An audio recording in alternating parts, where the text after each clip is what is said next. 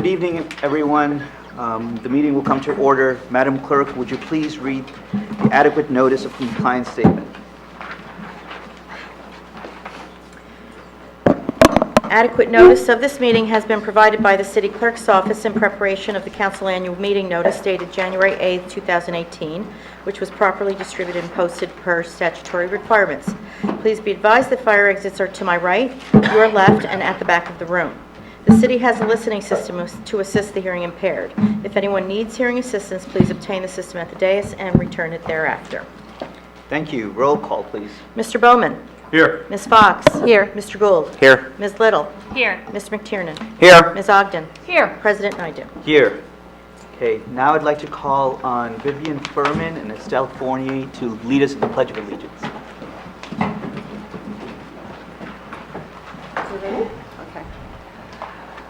I pledge allegiance to the flag of the United States of America and to the republic for which it stands, one nation, under God, indivisible, with liberty and justice for all.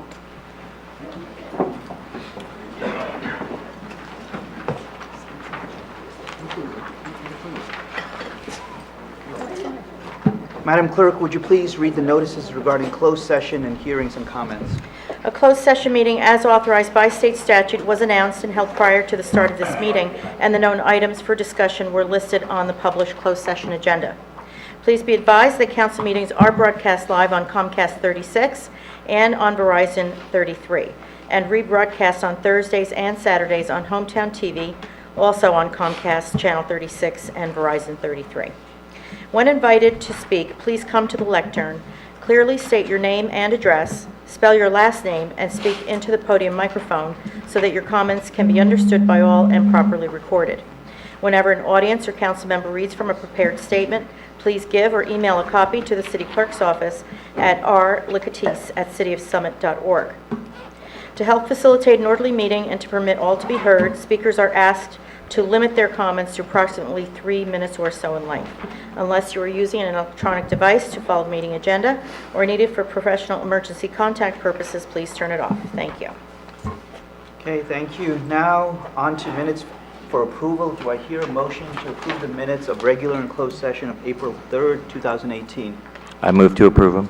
Second. All those in favor? Aye. Any opposed? Any abstentions? Thank you. Okay. Down to reports. Madam Mayor. Thank you very much, Council President. Good evening, everyone. The City of Summit 12th Annual Earth Day Cleanup is being held this Saturday at the 21st of April from 9 a.m. to 12 p.m. at various locations throughout the city. Walk-ins are welcome at Bryant Park and Martinsbrook Park. To register a group, please email the Environmental Commission Chairperson, Beth Lovejoy, at beth.t.lovejoy@gmail.com. Participants are asked to bring work gloves and a beverage in a reusable container. Bags for collecting trash and recycling will be provided. Community service hours are available. More information is available at the cityofsummit.org website. The next Summit Free Market dates are Saturdays, April 28 and May 5, from 8 a.m. to 3 p.m. at the Summit Transfer Station, 40 New Providence Avenue. As you know, these are well attended. You barely get your car pulled in before folks are looking for stuff to take, and everyone else is finding other things, so it's great. So please bring yard sale quality reusable items to share and take whatever you want or need. It's all free. We signed the agreement with the Summit Conservancy at the last Common Council meeting. Well, actually, we didn't sign it, we approved it. Then I signed it on Monday. And I will let you know when we have a date to break ground. My next Meet the Mayor event is next Saturday, April 28th, from 11 a.m. to 12:30 p.m. at Magic Fountain on Morris Avenue. If you have not stopped by during one of my Meet the Mayor events, please do. I enjoy meeting residents and business owners, and I like to hear your thoughts and concerns. If it is a rainy day, I will be across the street at Marco Polo. And lastly, Tuesday, May 15th is the last day to register to vote for the Tuesday, June 5, 2018 primary election. The City Clerk's Office will have extended hours from 8:30 a.m. to 9 p.m. for in-person applications. For vote by mail and other primary election information, please visit thecityofsummit.org. And that's all I have tonight. Thank you. Thank you, Madam Mayor. And now to our Administrator, Michael Rogers. Thank you, Michael. Council President. Good evening. I'll be brief this evening. Just one note from Community Services. Curbside leaf collection of leaves only began on Monday, April 9th, and will continue through Friday, April 27th. DPW will collect bag leaves on regularly scheduled trash pickup dates. Leaves must be placed in biodegradable brown bags and placed at the curb. The Summit PAL and Department of Community Programs Pet Show is next Saturday, April 28th on the Summit Village Green. Registration begins at 1 p.m. and judging begins at 1:30. For more information, please visit summitcommunityprograms.com. Mark your calendar, the Leveling the Playing Field. New and used sports equipment drive is Saturday, May 5th from 8 a.m. to 5 p.m. at Soldiers Memorial Field. Leveling the playing field gives underprivileged children the opportunity to enjoy the mental and physical benefits of youth sports participation through the donation of used and excess sporting equipment to programs and schools serving low-income communities.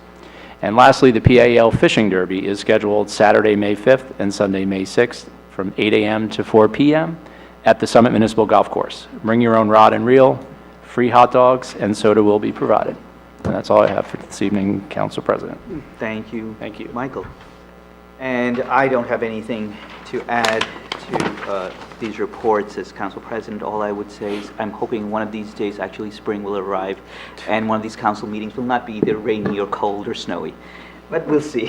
So with that, we're going to move on to presentations. And tonight we have a presentation from the Mayor's Partnership for the Public Arts.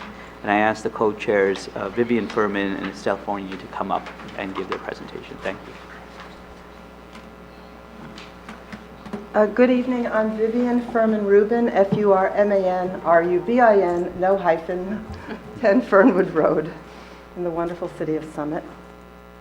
And I am Estelle Fournier. I'm the co-chair with Vivian, and I live on 115 Maple Street.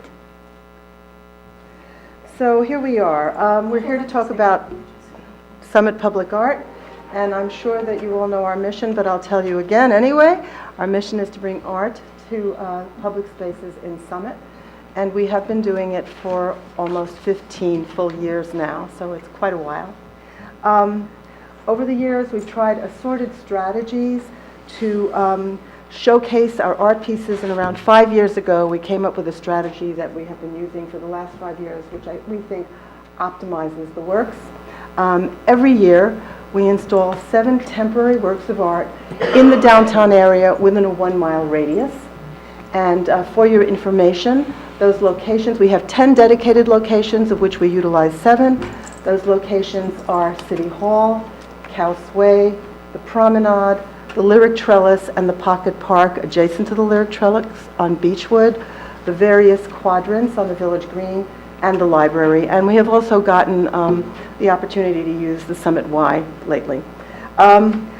We just feel that this creates a very nice art experience for people as they go about their business in town, whether they're walking or driving.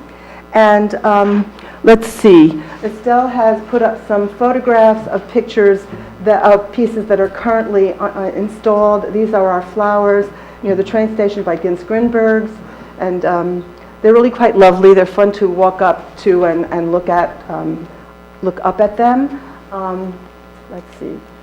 Okay, this is Hector and Andromache, 2 beautiful pieces that reference the Trojan War. And shortly, there will be another piece located right near these 2 lovely bronze pieces installed by Tadashi Hashimoto. It's a large blue cube, 5.5 feet in diameter. Unfortunately, he was ill, so he couldn't install it in the fall. There it is. But it will be coming next week. So we're very happy about that. If you could please. Okay. I'm going to let Estelle speak to this, but I just want to let you know that we are currently involved in identifying the new 7 pieces that will be coming to Summit in the summer and fall of this year. And I'm going to talk to you about a new initiative we started this year, which is called Ramp Up. It's an educational program that was built specifically for Summit High School students. Ramp Up is Rising Artists Mentorship Program, where Summit High School students work with a teaching artist in conceiving, building, and installing a public art installation. So the program started in February. We identified 8 Summit High School students with the help of the 2 high school student art teacher, Mrs. Kozari and Mrs. Wright. We selected an artist, Dan Fenelon, which is an artist based in Morristown, who has extensive experience working in community art project. He's worked with the Montclair Art Museum, and he actually was recently commissioned by Atlantic Health to do a large mural for them. So there was a first session in February at Summit High School. There's going to be a total of 8 sessions with a student at the high school, a studio visit, and will culminate with an art installation. And the markup that you saw earlier was something like that, but with an art installation in late May and early June. So we're very excited. We raised funds for that initiative at our last gala. And the reception by the Summit High School students have been very positive. I talked to the artists today, and they say they're very excited and working very hard on their project. So we're looking forward to that, and hopefully the mayor will come for a ribbon cutting celebration.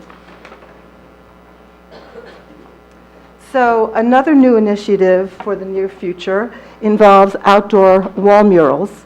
And this idea arose out of a discussion that Estelle and I had with Aaron Schrager, the wonderful city engineer who's been so supportive of Summit Public Art, as has Paul Casquet.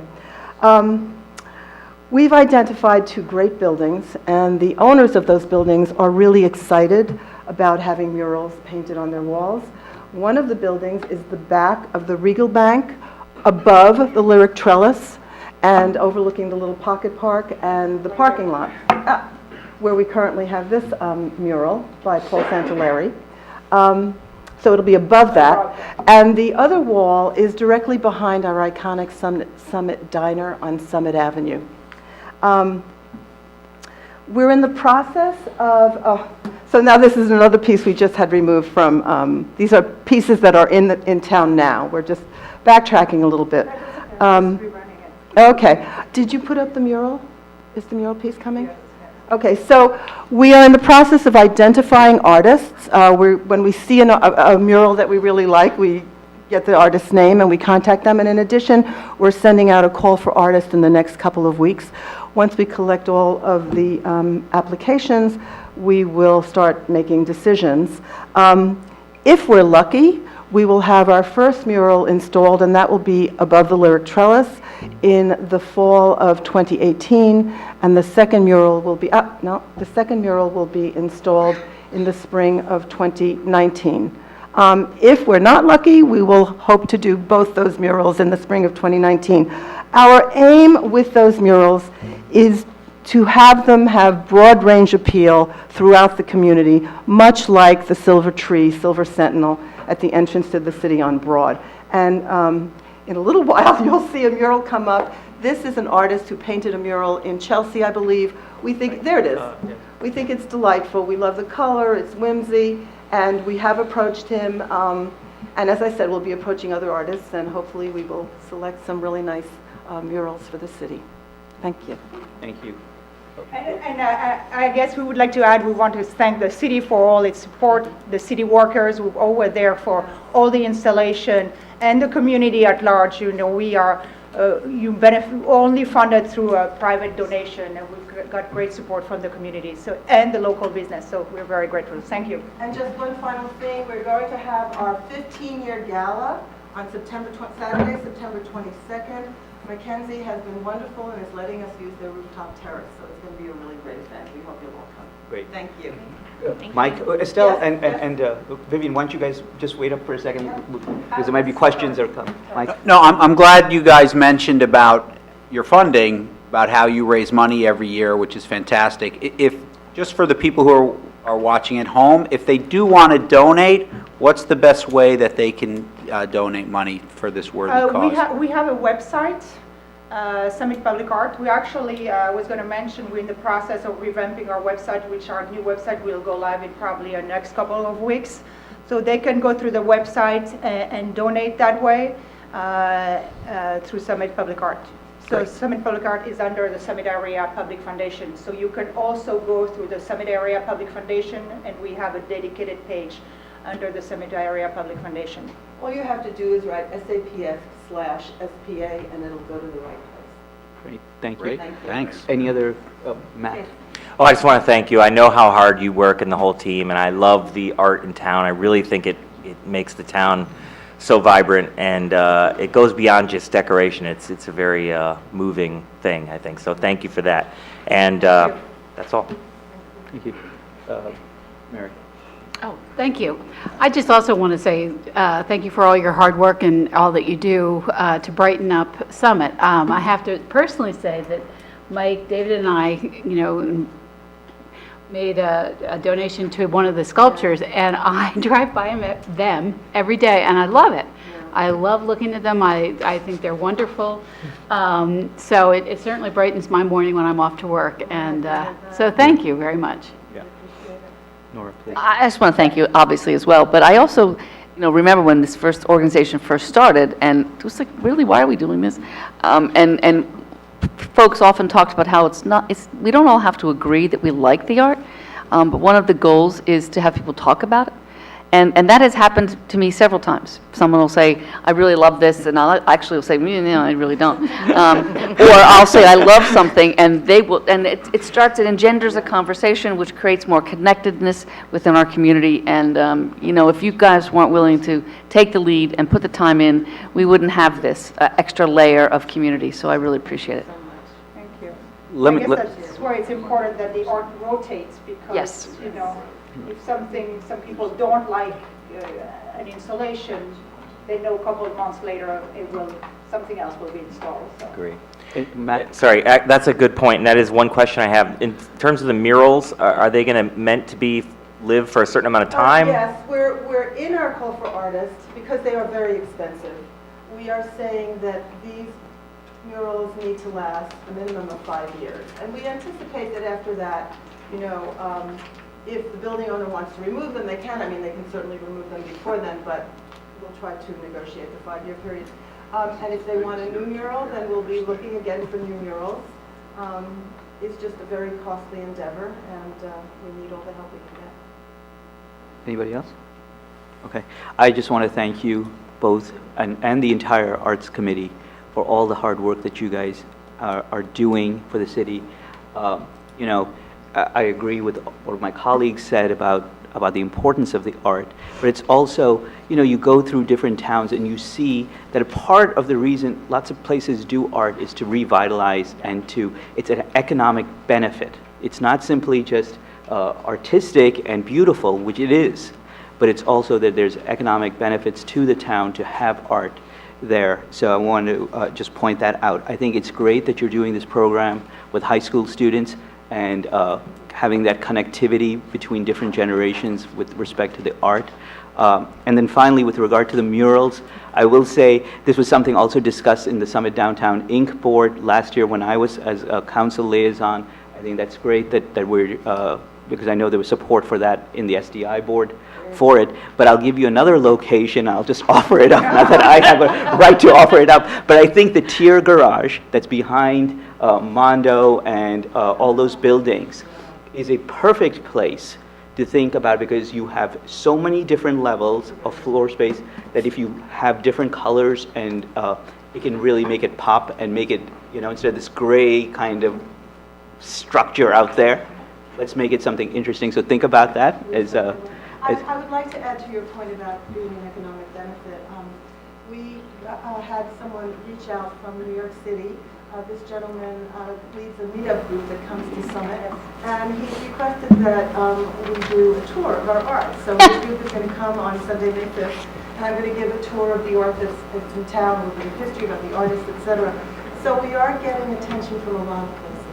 Thank you both. Thank you very And much. we have a new newsletter that is one of our committee members started a newsletter. It's a monthly newsletter, so we'll get a lot of information. I'm hoping most of you received our first newsletter, and if you haven't, let us know, and we'll add your name on the mailing list, and then you will find out about our artists, what they've been up to, the tour, and everything we're doing.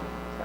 Okay. Maybe you could just reach out to Rosie and have Rosie communicate to all of us how to get onto the Okay, the perfect. newsletter list. Great. That'd be great. Thanks. Thank you.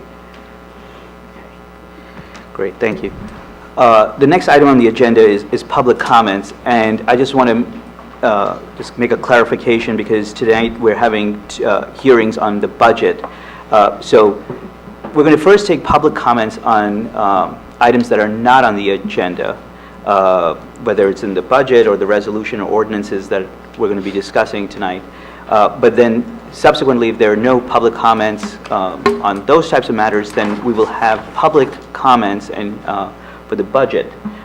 We will first have on the city's budget and then on the Summit Downtown Inc.'s budget. So with that, I invite members of the public, if there's anyone out there that would like to speak on a matter that's not on the agenda, please raise your hand and come up to the podium and identify yourself and where you live. Sir, please come on up. Good evening. My name is Terry Hayes, Hayes. I live at 17 Wallace Road, Summit. I've lived there for about 4 years. I'm going to invite my good neighbor, David Goodstein, who lives at 25 Wallace. And we'd like to bring your all attention to an issue we're having over there that we need help with. It's an issue that's been around for several years. We brought it to attention several times before, but really would like this group's attention to it. It seems that every time it rains, the sewers on Wallace Road and the surrounding roads flow in the opposite direction, so water comes out. The golf course's pond comes over the fairway into our, across our street, and makes our street unpassable and dangerous, you know, for my 4-year-old son, for my 84-year-old dad who will be moving in soon, very concerned. The spillway, or dam, which is resides at the municipal golf course, is locked. It's broken, and it needs to be opened. I am told by the town that a fix would have some expense to it. It's been proposed on the budget, I guess, before. If that spillway was fixed in anticipation of rain forecast, the dam could be opened and all this problem would go away. Wallace Road is falling apart. There's many potholes, problems with the road, all kinds of issues. There's cones everywhere.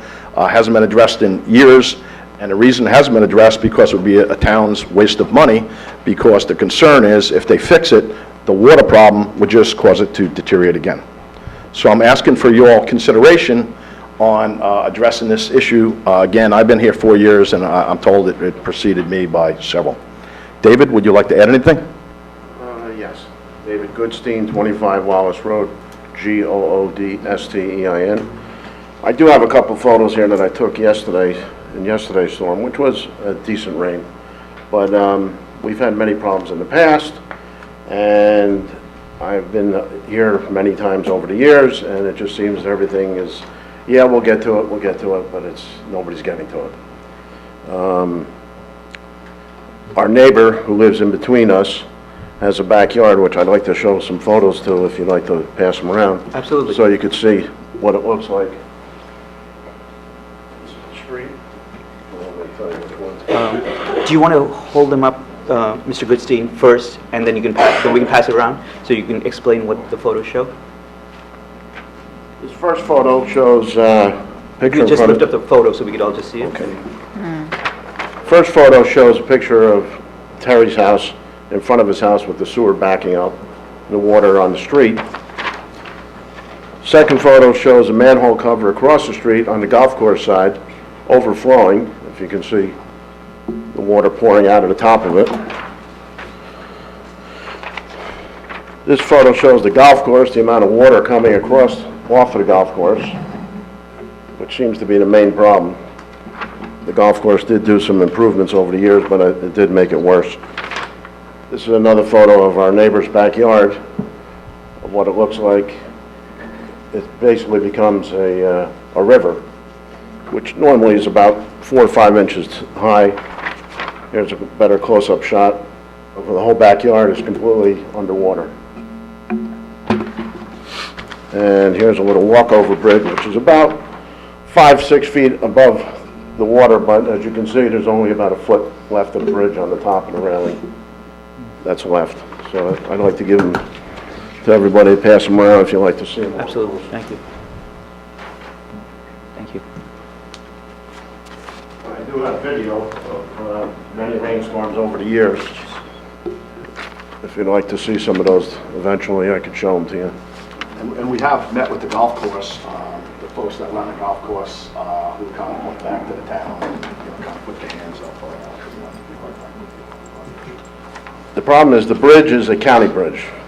Okay, It says Union County on it. Over the years, I've been bringing this up to the town since 1994. oh my gosh. And all I've been getting is a runaround. The town says it's a county bridge. We got in touch with the county says, yes, it's their bridge, but it's the town's responsibility to clean it out. And nobody has done anything over the years. But the key is. So, I'm sorry, yeah, so what's the issue vis-à-vis the bridge and causing the flooding? Is it that there's material underneath the bridge that doesn't All the pass through? silt has built up over the years. Okay. And there used to be, my neighbor that used to live where Terry lives, he bought his house in the early 60s. He told me he used to be able to walk under there. Now, you can probably get maybe 6 to 8 inches. Okay. The issue is, the reason there's so much silt built up is the spillway. If we fix the spillway / dam, it's a spillway at the municipal golf course so it can open, my understanding is it fixes everything according to the town engineers, I believe. And then we can fix the road and other stuff in the future. We're not concerned about holes on our road. We're concerned about the safety of our families. Understood. And I feel like when it rains, I live on Noah's Ark.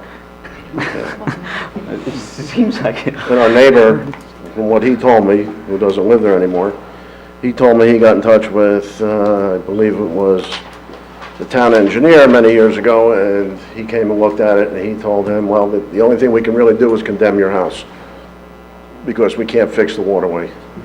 And what's the reason that he said that they could not fix the waterway? He didn't give us a reason. This goes back probably about 10 years ago.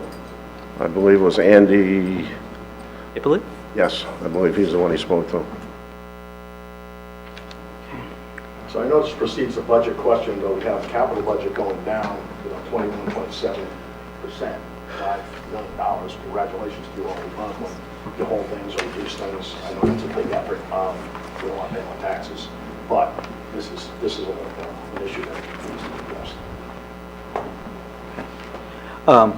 Paul Tascase is here. Maybe he could address some of these things. Terry, nice to meet you. Thank you, Council President. So, we did witness during heavy rains the flooding that they've showed you through photos. It is a very complicated situation. So, it's a large drainage area that comes through the golf course, Canoe Brook. The culvert is a county culvert. It is not a city culvert. And the county is to maintain that culvert. The spillway, so the water runs through the golf course from a large drainage area in Bellevue and comes down and funnels through there. Our storm lines on Wallace Road do back up because they can't discharge into the culvert because of the volume of water that comes over through the golf course. So we've been working with Canoe Brook to try to slow that water down so there isn't as much volume. But I want to go on to the spillway. So the spillway, and it is a spillway, not a dam, as you said. No, that's fine. You corrected yourself. But there's capital money that was put in 2000 and funded in 2017. It's been approved. We have, right after the funding of that capital ordinance, the city applied for their approvals through the DEP to replace that spillway, and we're waiting now for their approvals. Once we do get those approvals, we're going to move forward with replacing the spillway. Now, the current spillway does have a gate that is locked, cannot open. However, during heavy flow and large volume, it goes over the top of the spillway. Once the spillway is replaced, we would need to, it requires approval from the DEP every time we open the gates. So we just can't open them ahead of a storm. We would have to apply to the DEP to open those gates to allow for the pond to go down and then to create volume for the water that's in their area. So that is our plan, is to continue to work with the Canoe Brook, have the spillway replaced. We're waiting for the approvals. Once it's approved, we're going out to bid and have it replaced.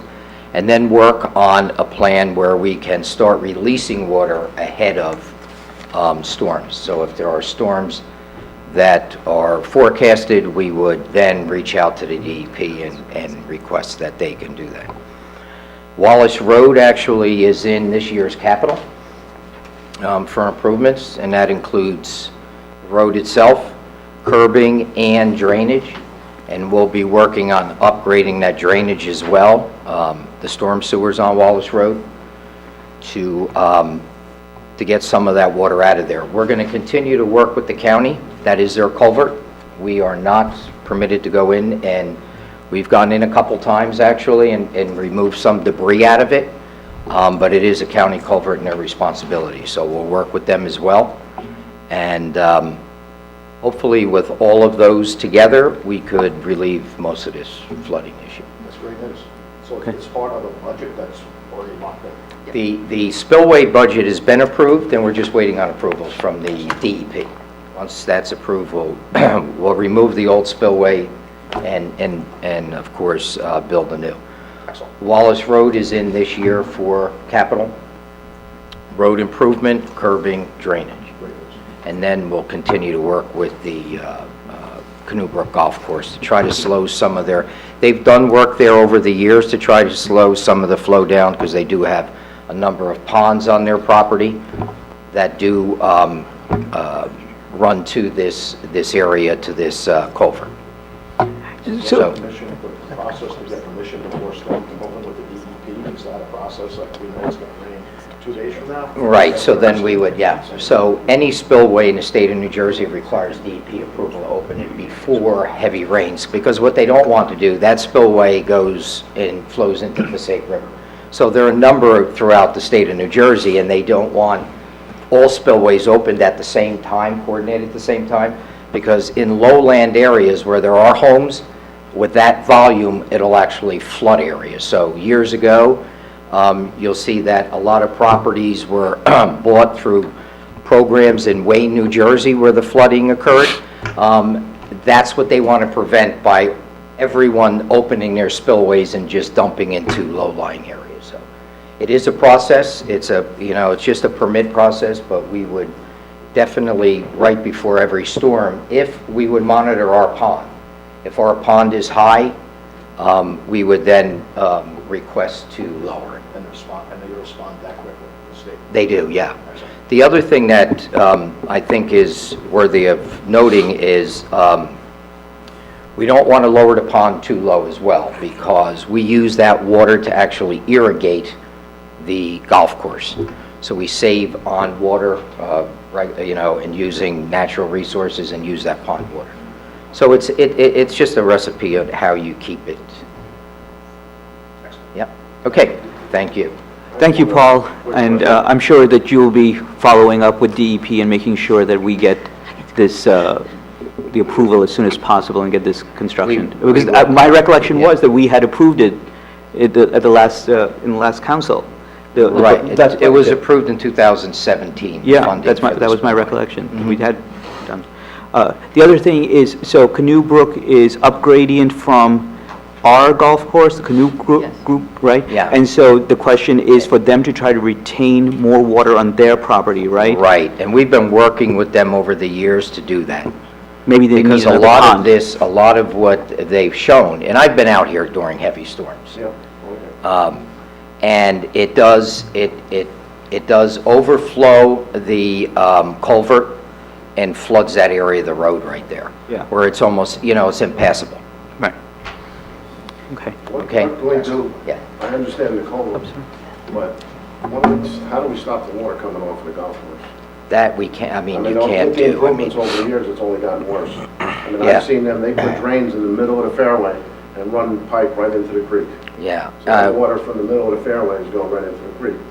Yeah. They're working to relieve it. Seems like they're working to relieve the flooding. too much water down there at one time. So I know over the years what they did was they started taking water from one pond and trying to slow it down, going to another pond before it gets to our culvert. Just so we're clear, when we say they, we're talking about Canoe Brook. Yeah, Okay, it's let- not let- our golf course. Right, exactly. Our okay. golf course is where the spillway actually will be replaced. Right, I just wanted, so it's clear, because Yeah. there's two golf courses, right? Right. And so it strikes me that the problem that you guys are describing starts first up gradient at the Canoe Brook Golf Course, and then it just, as water flows down gradient, it just exacerbates because you're picking up more water as you're going along. Right, and even above their golf course, so we have a drainage area above their golf course that drains there as well, so. But to answer the question, we can't just stop them from having the water flow. Right. It's a matter of just trying to engineer the best you can to get that water. And to work, and we'll work with the county too on getting some of that culvert cleared out. I've been under there, and there is some debris under there that needs to be removed. However, the volume is during heavy storms like yesterday, I'm sure, were these taken yesterday? Yes, sir. Yeah. So heavy storms like that, where you have a downpour within a short period of time, that culvert just can't handle right now the volume of water. Yeah, I mean, I think where my head is that even if you had, even if you could open the spillway, if you have too much water, like you had, you're still going to have a flooding problem. All you're going to do is alleviate some of it, but you're not going to alleviate all of it. And so I think you have to deal with you have to deal with the up gradient problem, because they have to retain more water up gradient, because that volume of water is not going to be able to be controlled in a little culvert. There's no way of, so the engineering solution has to be also upgrading. Bigger sewer pipes. Yeah. I think it needs bigger pipe. There's 2 holes in the sewer pipe. The water shoots out of the ground on the golf course side. Beth, you had a question? I just want to reassure you that the city is taking this very seriously and looking into this. I recently did a tour of city community services with one of the city engineers, Aaron Schrager, and he actually took Councilmember Fox and I to that area, showed us the spillway, showed us the issues that you're having on Wallace Road. So I want to reassure you this is an area the city's taking very seriously, that they're being very proactive about. They brought us there, showed us what the issues are, and really explained it to us so we could see for ourselves.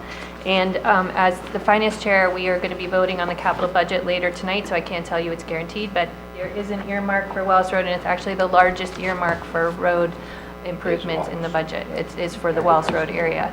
So thank you for bringing this to our attention. We are aware that this is a problem for you, and we are doing what we can to see if we can alleviate it.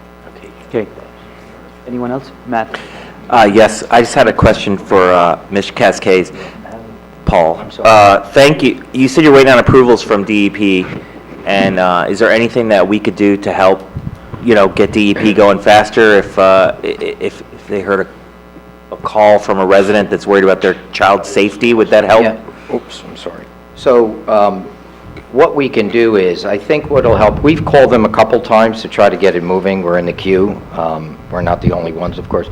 But maybe photos will help them out. If we show them some of these photos, it may move it along, showing them the seriousness of the flooding in this area and what the new spillway it could help out.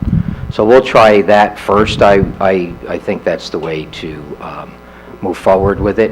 And if we need additional help, we'll be happy to reach out to the council. Great. Well, we now have the photos that Mr. Goodstein gave us. We can scan those. You can have those, Paul, and you can contact. And to the extent, Mr. Goodstein, you said that you had video. If you want to share the video. Over the years, I think I sent one to Paul. Yeah, I may be in it. Yes, I think one of them is. Mike? I would just suggest, while we're lobbying DEP, we should also reach out to the county as well. Yeah, we'll do that. That's an issue also. And certainly, the county is an elected board, just like we are. To the extent, I know we'll definitely engage with them, but the extent that you guys talk to your freeholders as well, they're supposed to respond to these types of things too, so. Anyone else? Any questions?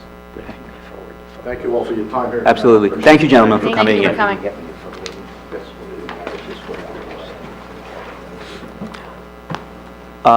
Is there anyone else from the public who has comments, questions, issues that they would like to discuss that is not something that's on the agenda?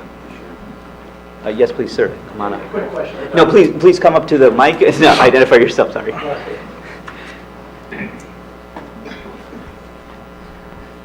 Bruce Thurkoff. I'm sorry, say your name again? Bruce Thurkoff. I own a couple of properties in town, one a commercial and one a residential. Just any idea when the bridge is supposed to be finished?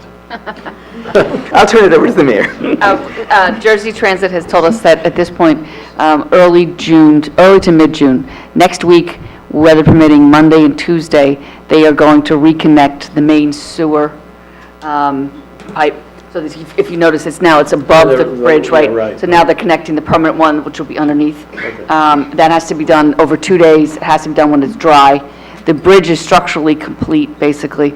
It's just reconnecting the various utilities. But they're pretty confident that will be early June. So the bridge is actually constructed, they just have to do... You can walk from one side to the other at this point. But it's have to reconnect all the utilities in a permanent structure, in a permanent way, starting with the sewer, and that's early to mid-June. Good, thank you. Thank you.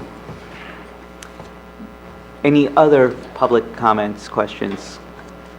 Okay. That, I'll put an end, call end to public comments. Moving on now to the budget hearing. So the first item on the budget hearing is the 2018 municipal operating budgets. Are there any public comments with regard to the 2018 municipal operating budget?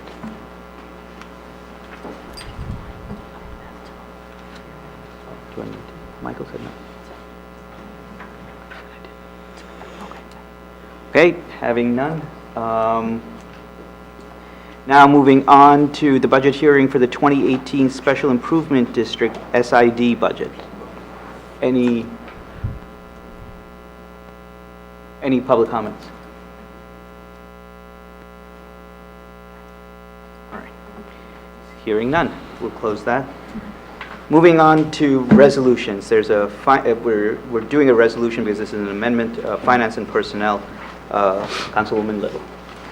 Thank you, Council President. This resolution is in order to make a minor amendment to the ordinance on sewer fees that was introduced at the last meeting and which is going to be heard tonight. The original language said that the ordinance would take effect 20 days after passage, and our city solicitor has determined that this language was unnecessary. So we are amending the ordinance to take out the language of the 20 days. It will take effect immediately, and we need to hear this resolution before the final hearing on the ordinance so that we are going to be hearing the correct ordinance. So I move this resolution for approval. Second. Are there any comments from members of council? Any comments from members of the public? Any further discussion? All those in favor? Aye. Any opposed? Abstentions? Okay. Moving on, ordinances for hearing.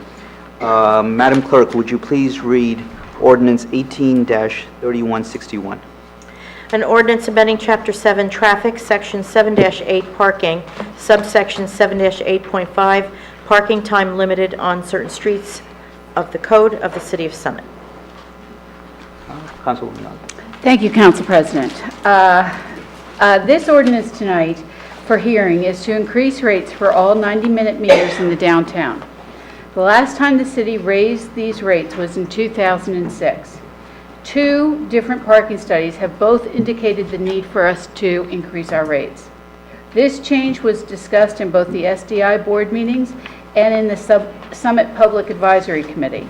Both committees, as well as in General Services, expressed no opposition to this increase and ordinance. It is a fact that when you change fees, you change behaviors, and we need to help address behaviors that have become pervasive in the downtown. We saw that by increasing long-term parking fee in DeForest lots, the short-term parking increased dramatically. It is our hope that appropriately pricing the 90-minute meters, it will help stop the ongoing problem with meter feeding and employee parking abuse. Industry standards indicate that in order to change this behavior, we need to change our fees. So it is this time I would like to move this ordinance for hearing. A second. Comments and questions from members of council. Mr. Gould. Rosemary, our wonderful clerk, has shared a few emails that some business owners sent in who are very opposed to this measure. I think, for the most part, people understand it and they're in favor of it, but I have seen a couple people think, a couple business owners that wrote, we've all seen this, that think it's going to hurt their businesses by as a deterrent for shoppers coming to the summit. What do we think about that? Beth, you want to, or I'm happy to respond as well. I'm happy to respond too. We've just been discussing this for several months with the Summit Parking Advisory Committee, and then we've discussed it with SDI. We've been discussing this in General Services. And, you know, it's one of those situations where there's no really good answer. We don't have enough parking in our downtown. It is a problem that we are trying to address in many, many different ways. If you've been to council meetings, a lot of our ordinances and resolutions revolve around parking. A lot of our discussions revolve around parking.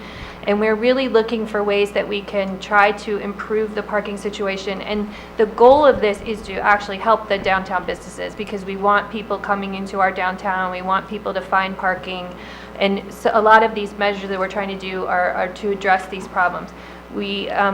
Council Member Ogden alluded to the fact that we increased the rates for long-term parking in the DeForest lots, and we really saw a dramatic change in behavior in doing that, in that the increase in the number of cars that were able to park in these lots increased dramatically. So we had lots more people that were able to park in the lots and park near downtown because of changing these rates.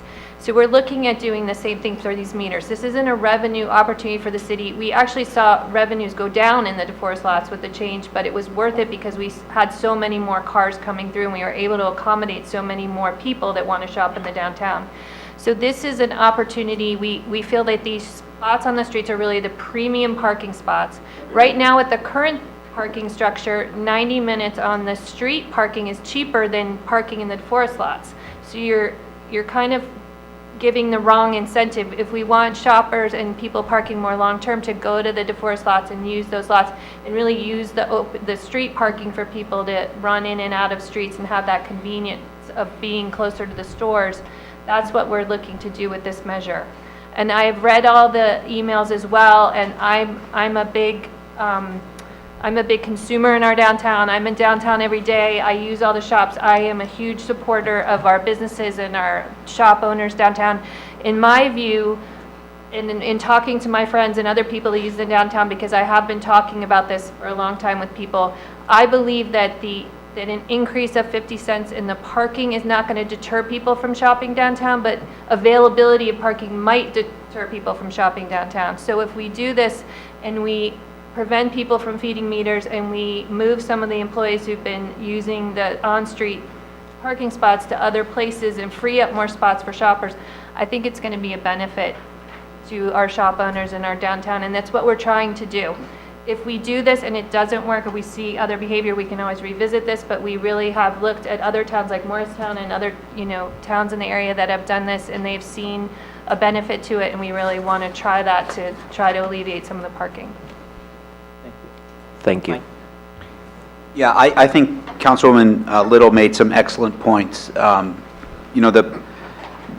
This has been talked about for several years. I think this is a recommendation that when we've had our various parking studies done, they float this thing up as the most obvious thing that we should be doing. And there's been many reasons over the last several years why it hasn't been implemented. But I'm glad we're finally going to implement this. The metered spots in front of the businesses are the most valuable real estate in our parking system, and we've been charging the least amount of money for it. It just doesn't make any sense, as Councilwoman Little said, from an incentive perspective. We want those spots should turn over, and it's the ability to find a spot that's going to help our businesses, not having people kind of sitting there and pumping quarters into the meters all day. So I think this makes a lot of sense. We want people who want to stay for longer Parking in DeForest, again, this is not about money, it's about incentives to get people to maybe use the assets that we have in a more efficient way. And hopefully this will mean that when people drive around and want to pop into a shop, there'll be a spot for them. At least that's the goal. And I think this is supposed to be a very pro-business decision, as well as being a pro-shopper decision. It should make the experience much, much better as well, if it works the way it's supposed to work. Thank you. Marjorie? Thank you, Council President. I'd also like to point out that at the last council meeting, we approved the expansion of our Lyft program to provide for parking for employees who are also Summit residents. If they have a permit, they can also use the Lyft program. So that's another way where we are taking, we're encouraging employees not to use these spots. So we are offering other alternatives, permit parking further away from the, from the street parking, but also the Lyft program. So I just wanted to point that out as well. Thank you. I just have one more quick. I just want to reassure everyone that the 15 minutes free at the meters is still going to continue. That will not change. And to remind everyone that the first hour is free in the DeForest lots. So there is, and also the other piece of this is that we did an analysis of the DeForest lots, and the amount of time that they are full has gone down dramatically as well. They are, they're for a longer period every day. Those DeForest lots have spots available in them. So that's the goal, is to move to there if you're doing more long-term parking. Anybody? And one of the reasons for that was that we increased that after 5-hour number because it wasn't people who work in town that were parking there all day. It was commuters who were parking and then taking the train. A lot of them, not everyone, of course, and we've seen that number of all-day long parkers decrease significantly and has the revenue. So it's not a revenue. It's not a point to make to increase revenue. It's a point. The point was to increase the number of spaces available for shoppers in the DeForest lots. Thank you. Anybody else? Okay. Now I'd like to ask members of the public, if there's any members of the public that would like to come on up. Yes, please. Just please identify yourself and whether it's a business or a residence where you live. I am Leslie Bradley. Thank you for letting me talk tonight. I own Willow Street, which is a women's clothing store at 431 Springfield Avenue. I have been a store owner for 24 years. I can't imagine that I'm saying that. I actually swore I would never come to another parking meeting again because it has been an ongoing thing. As long as I've been in town, there's so many levels to it.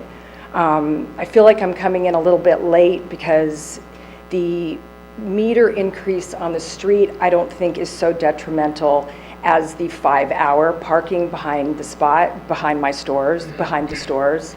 To start out, I'd like to say there's already 5 customers who are Summit residents who will not come into Summit anymore because they got $50 tickets for patronizing our stores, and they emailed the town and let everyone know that they were shopping in town and got these tickets and never even got a response. So basically, I take clothing to those people's homes now because they won't come into town anymore.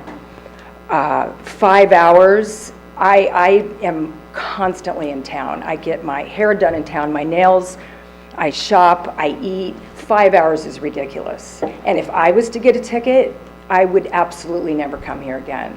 So I think the meter parking is just an insult to the people who are now no longer parking in our lots back there.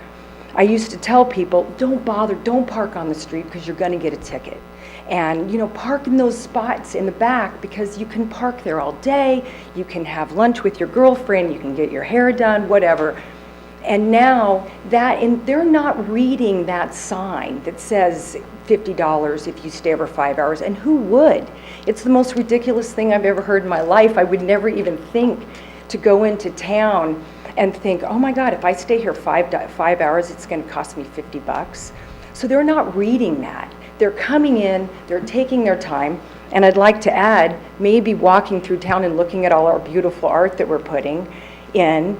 You can't do that in 5 hours. So the meters, I don't think are the big issue. I think that that 5-hour time limit behind our stores is an absolute insult. I think that traffic is down in town. I think we should encourage people to stay in town. We've got a lot of new stores coming in. There's a lot of things to do in town. And I think it's really important that we do that. Now, whether or not we have to get the commuters out of there, I can't imagine that commuters are paying $20 5 days a week to park there. Maybe they are. They certainly are making more than I am, because I couldn't afford to park to do that. But all I know is that there are a ton of spaces behind my store. Traffic is down in town, and I do think that this is a bad message to send to our shoppers. And thank you for listening. Thank you. Anyone else? Yes, please, come on up.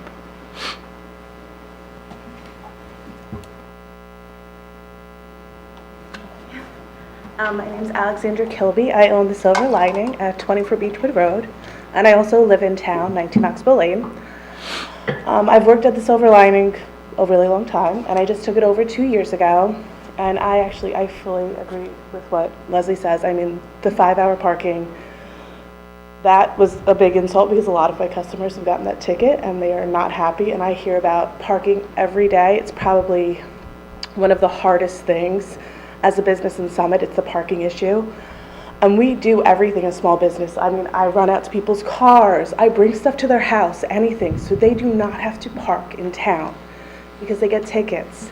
And it's not a ticket because they overstay for 20 minutes. I mean, they'll be 3 minutes late and they've gotten a ticket. So I think the meter parking is just an insult. You know, like on my street, those parking spaces, they turn over a lot because mostly people are running to Starbucks or Juice Caboose, or hopefully to me, and they just want to put a quarter in, get their smoothie, and leave.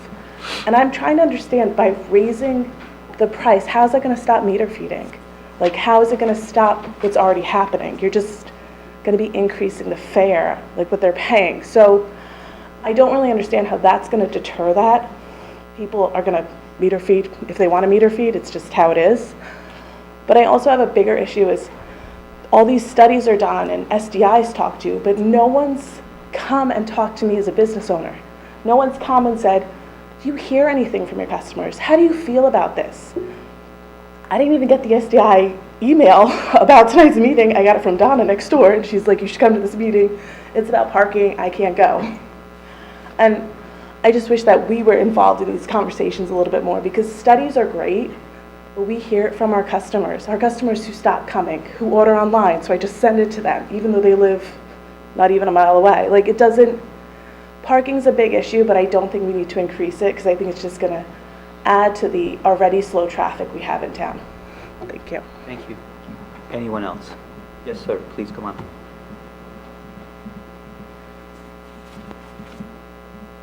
Yeah, Bruce Thurkoff, 26 Maple Street in Summit, and 11 Dunder Drive in Summit.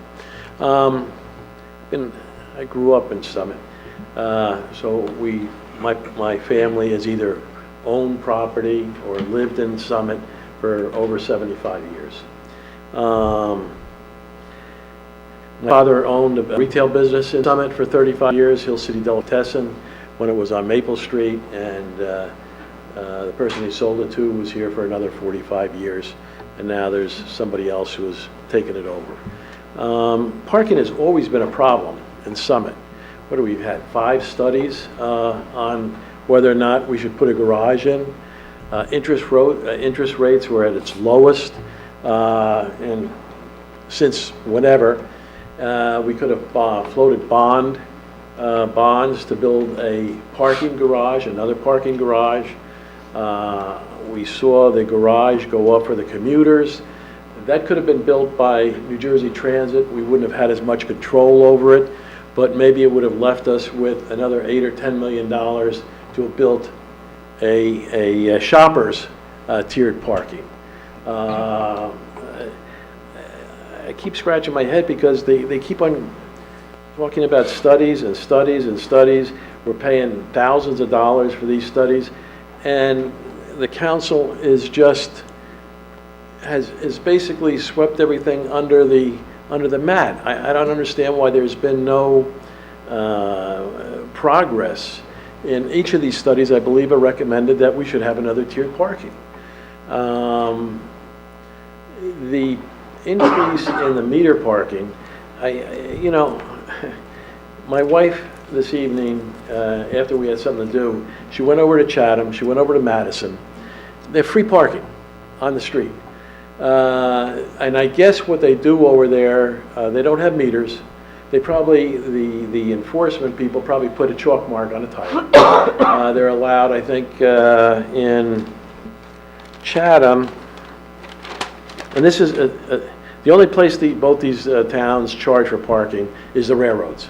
And I don't know whether New Jersey Transit owns some of those lots or not, but that's the only charge parking. But in Chatham, you get 1.5 hours street parking, 3-hour shopper parking for free. And again, the railroad parking you pay for. In Madison, you get 1 hour free street parking, 2-hour free shopping in the rear behind the stores. You know, maybe we have longer parking in our shoppers lots, but I start to listen to some of the retailers here, and 5 hours may be a little short. You know, I'm starting to think that maybe this is more of an enforcement situation that we're looking at rather than just charging more money. You know, have we really looked at how other towns, all the other towns in the area, the towns that don't charge for parking, how they're getting along? And, you know, I've never had a problem usually finding a spot in Madison during the day, or Chatham. Now, Chatham's a smaller town. Madison's a little smaller than Summit, but, you know, it's a good retail district downtown. I think a little bit more study has to be put into this ordinance, and maybe it should be tabled to really review it a little bit more, because retail is changing dramatically in this country. And we have to start looking at our downtowns as how we can draw people in. You know, they're talking about Amazon, and they're backing now that the other companies, mail order companies, should start charging taxes. Maybe that'll force more people you know, downtown or into the stores because they're not getting away with the taxes anymore. But I think everybody here on the council and the planning board has to start thinking maybe a little bit more out of the box. What are we doing? The town is your jewel. People come to this and they look at our downtown and they say, well, wow, this is great. It increases our property values in our homes. And that's something great, but start looking around now. Start looking at some of the vacancies that are starting to come up. We have to start thinking that maybe on the first floor, you know, if I'm an owner and I lease, you know, my retail space, you got to start thinking more in terms of service, you know, service type of retail. You know, maybe expand what we allow on the first floor. We just can't stick to retail anymore. And landlords have to be able to get a cash flow out of their buildings. If it takes them 2 years to lease up the space, you know, at a reasonable rate, you know, a lot of the small guys are going to go out of business. They're going to have to sell their businesses, you know. And I don't think you want an oligopoly of just a few big owners downtown. That, you know, it's the small mom and pops that are able to deal with the local merchants, where, you know, it's a give and take. You start getting big companies in here taking over all the retail space, and you're $30 or $35 a square foot. They're going to say, well, we purchased all these properties. We need $50 a square foot, and they don't give a damn if the stores stay vacant for 2 or 3 years. You know, I mean, they have a goal in mind. They got plenty of cash flow coming in, you know, from other sources, and they can sit there and wait. And in the meantime, we suffer. Summit suffers because it starts looking like we got problems here in this town because we start getting more and more vacancies. You know, I'm just bringing this up because I've been around in this town probably more than most people here, you know, both in retail and owning properties. And I think the time has come to start taking a different approach. And I'm just bringing that up. And I think as far as the meters are concerned, I think maybe it needs a little bit more research. You know, why are other towns being able to offer free parking on the street? And we're charging and charging and charging. I think, you know, the other thing is maybe each employer downtown has to submit a list to the parking department with their car, their license plate number, and each of their employees who they employ, so that the meter people can put this in their computers and they can see if something's going on here. Who's feeding the meters? You know, where are they coming from? Yep. We do that. They know every No, but and I pay for my employees. No, but does everybody in town do it? I don't know, I think. Okay. And I know it's adding a lot. It's tough, you know. but- So I think let's see if there's any more other people, because also we'd like to get. Thank you very much. Thank you. Yes, please, come on up.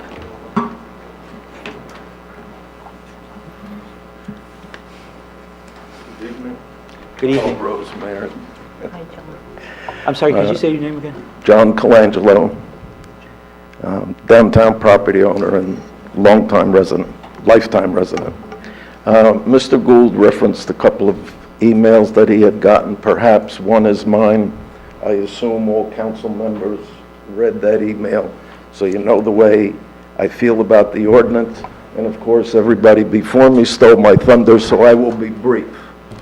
Of the retailers that I have spoken to since I saw that email just last Friday, not one had received notice of this change.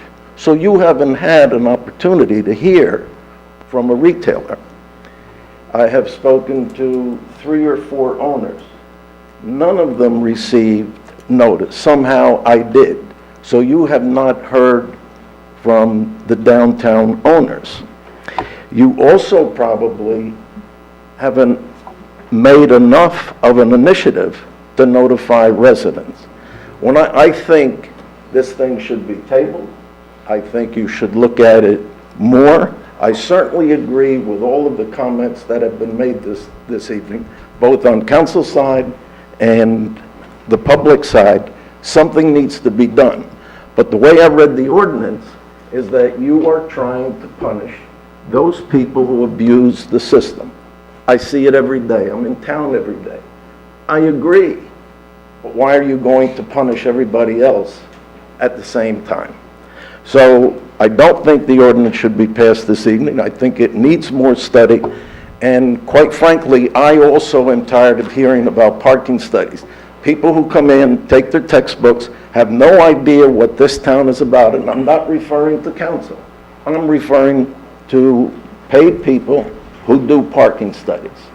You need to know this town. We are all essentially lazy. When I go to the cigar shop in the afternoon, I want to park at the first meter because the parking lot on the Forest may be in an extra minute and a half. I don't want to walk there. So I agree. You need to clear the parking spaces. You need to get the abusers out. No question. Punish them. Don't punish everybody else. Thank you. Thank you. Anyone else?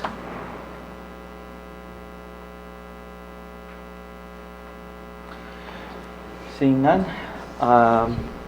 go on to, is there further discussion among members of council? Beth?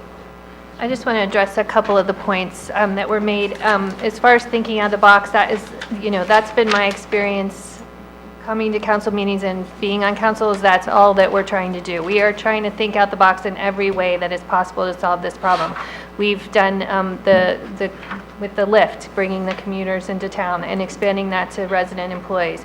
We've been trying to work with different fee structures. We've been trying to change some of the meters to accommodate different groups of people. We're just trying to do everything that we can. Building a tiered parking garage is a very expensive proposition, and we know that driving habits are changing. So when you go to urban planning meetings or you go to these city planning meetings, I'm looking to the future. It's very difficult to justify building a tiered garage that we are going to be in debt for multiple years, and when we know that driving habits are changing and downtowns are changing. So we're trying to do everything that we can to support businesses. I know that's not what's on the agenda tonight, but I do want to respond to the points about the 5-hour parking, and I want to let you know, first of all, the city is losing revenue from doing this, so that it was a measure to try to open more spaces, get more people into the downtown, and according to the study that was done by Rita McNanny, and thank you, Rita, for doing this, the first quarter of 2017 versus the first quarter of 2018, we had 9,400 more vehicles parking in those DeForest lots in this quarter than we did last quarter. Allowing that turnover means 9,400 more people were able to park in those lots and use our downtown and shop and come to our downtown. And that's I think that, I'm sorry that you're hearing from some people that are getting it on the other end, but I think versus 9,400 more people that were able to come into our downtown and shop and use the downtown, I think that has to be a balance that came out in favor of doing that. I don't know how to solve the problem. If people want to be here longer, maybe they can move spots or move lots or do that, because we want people using our downtown. But we did find that the majority of the people that were parking over the 5 hours were commuters and not people shopping, and that was the behavior we were trying to change. And it seems like we were successful in doing that, or that the council, that was before me on the council, when they changed that, it seemed like it was a successful measure. Can I just make that comment? It's about just 2 minutes. Come on up. I know the type of multi-parking garage that I think a lot of people have envisioned. We went through that 5 years ago and whatever. But, and everybody wants to park where it's convenient. I mean, and I know there was some talk about putting maybe an extra tier over one of the 3 shoppers' lots. And most of the studies that were done always suggested the Forest lot, and Woodland was the ideal spot. But, you had a few residents over there, and they didn't like it.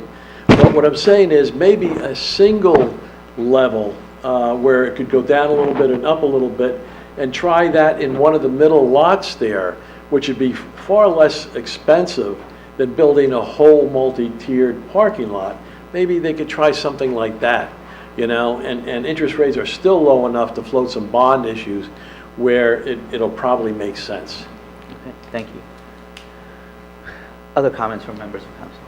Mary, please. Just to circle back, I think we're really between a rock and a hard place, and I really appreciate your concern. I'm a big shopper downtown and love your stores. It's really conflicting as to what to do, but I think we have held off for a really long time. It is not meant to be punitive. As Councilwoman Little said, it is meant to be behavior changing. I think we are trying to also be forward thinking, because building a garage, if we've got all automated cars in 5 years, we got to knock that down, and it's not going to be necessary. So we're trying to be as forward thinking as we can as a council, as well as meeting the needs of the downtown. And I believe me, I understand how it sounds like it's punitive, but it's, when we saw what DeForest, as far as moving the cars and how many we got in, it seemed to make the most sense to try to make the streets of Springfield Avenue and the downtown more accessible to more people and turn over faster so more customers could come in and stop feeding the meters. So it's not an easy spot, and parking is the elephant in the room, and it always has been. But we really are trying to do what's right for the city of Summit. So I just wanted to. Yeah, no, I would reiterate those comments. The one thing I do know, though, the comments from retail are appreciated. There's nothing to say that 5 hours is written in stone forever. Right. Yes. These are types of things where you get comments, and the goal of this was to stop commuters taking a spot. And I'm amazed as you are. $20 a day, but a lot of people, that's nothing. They pay it, and the numbers show that what we have done has been effective to get those people out of the lots. The unintended consequence is if there's shoppers who do, you know, like to shop for more than 5 hours, I mean, I know my wife would be in that category. Those types of things, you know, we can look at that. But the goal has to be is we don't want commuters who are not going to use our downtown, are not going to go into your stores, to be hogging a spot all day. So we had to figure out a way to get them out of those things, and that was the solution. But as I said, that's not to mean that one limit has to stay that way forever. You know, we changed these.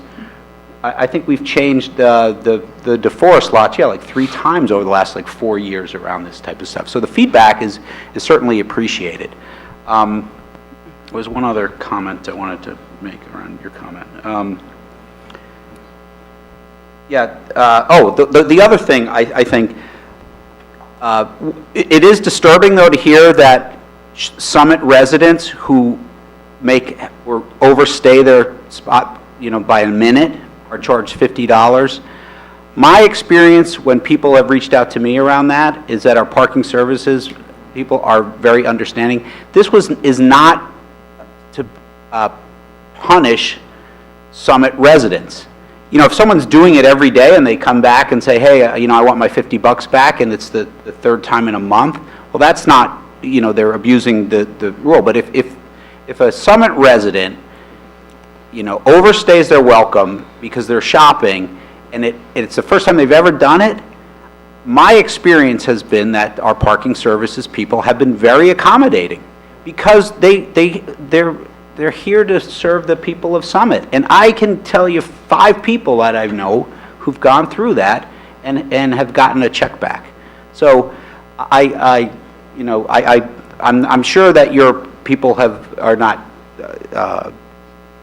you know, not telling you something that's not true, but I do hope, though, that, you know, if that stuff comes up, you should reach out to your elected officials, or you tell your customers to, because that is not what we want to have as an experience for our residents.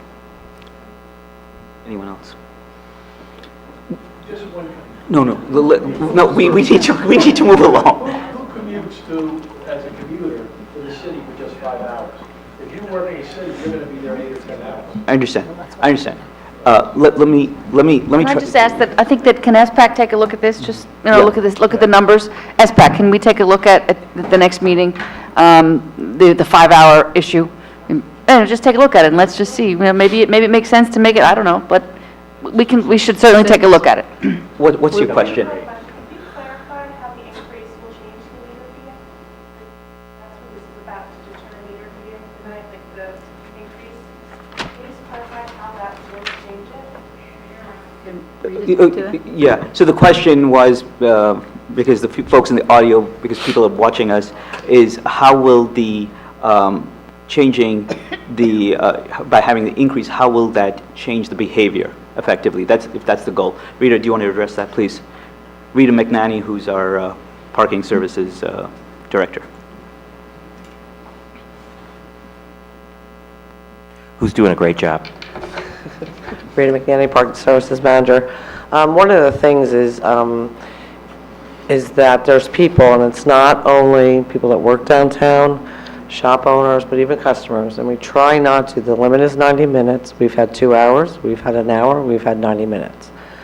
The issue is that, yes, people get involved, they may stay over for their lunch or if they're shopping, and we do try to accommodate them as best as we can. But what happens is even shop owners have quarters in their hand, they run out for all their customers, and they keep feeding the meters. So one of the issues is that we try to, that's why with DeForest, we gave them an hour free in DeForest to say, go to DeForest, you have up to 5 hours, and we'll look at that, maybe we go higher. But that way you can stay, you're not rushed to stay under that 90-minute. And also to, you know, I don't have enough staff to go around every meter in 90 minutes. So again, we do really try to accommodate all customers, but there are people that do come out and feed the meters all day long. or they sit there and re-up on Park Mobile. So with the increase in the fee, which we've also noticed in Bank Street, which is already $1 an hour, and the ground level of the tier garage, which is already $1 an hour, it doesn't deter people from parking there, but also, too, it does deter people from staying there too long. Again, we've had employees that do that as well, but it's a 90-minute, and the 90 minutes is to create turnover. If someone needs more than 90 minutes, we do have other locations. If you recall, council last 2 years ago, we changed the meters on Railroad Avenue from 5 hours to 3 hours to extend over that 90 minutes. If you're getting your hair done, or even if you're having lunch with friends, you have 3 hours on Railroad Avenue. Again, we have limited parking. We're doing the best. We also thought of even maybe Broad Street, bringing Broad Street down from 5 hours to 3 hours to create on both sides of town that for all stores to get places that people can park for longer than 90 minutes. But again, studies have shown that that's your highest real estate, and get people to walk a little bit further. Okay, thank you. Just quickly too, I think the other issue is that right now it's cheaper to park on the street for 90 minutes than it is to go to DeForest lots. So hopefully it would incentivize people to go to those, to go to the DeForest lots if they're parking 90 minutes or more. Okay, thank you. And it creates more turnover. Let me try to wrap this up and give you my perspective. So I come at this as a perspective of a son who grew up with parents who owned a retail shop. And so I completely understand and sympathize with the argument of people who have to watch the bottom line, have to watch customers come in and sometimes walk through the store, help them out, and then they walk out having not purchased anything. And I get that. And I get the fact that you have to pay rent and that you have overhead expenses and you have no idea when you open that door whether you're going to make a profit that day or you're not. Totally understand it.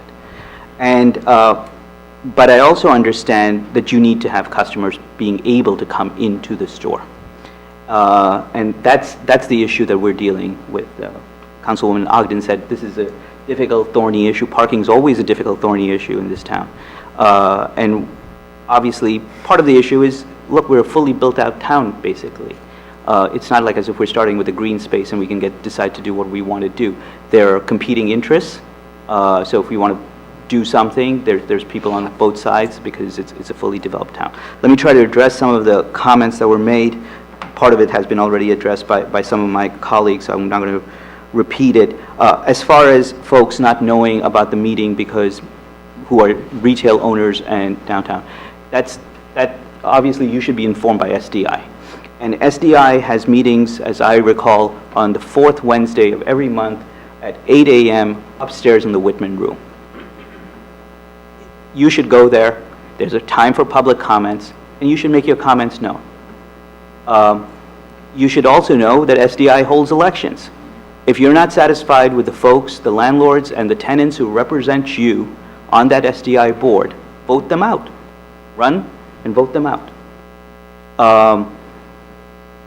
As far as residents knowing about this issue, I post previews of council agendas. I don't know if any previous council president has done it.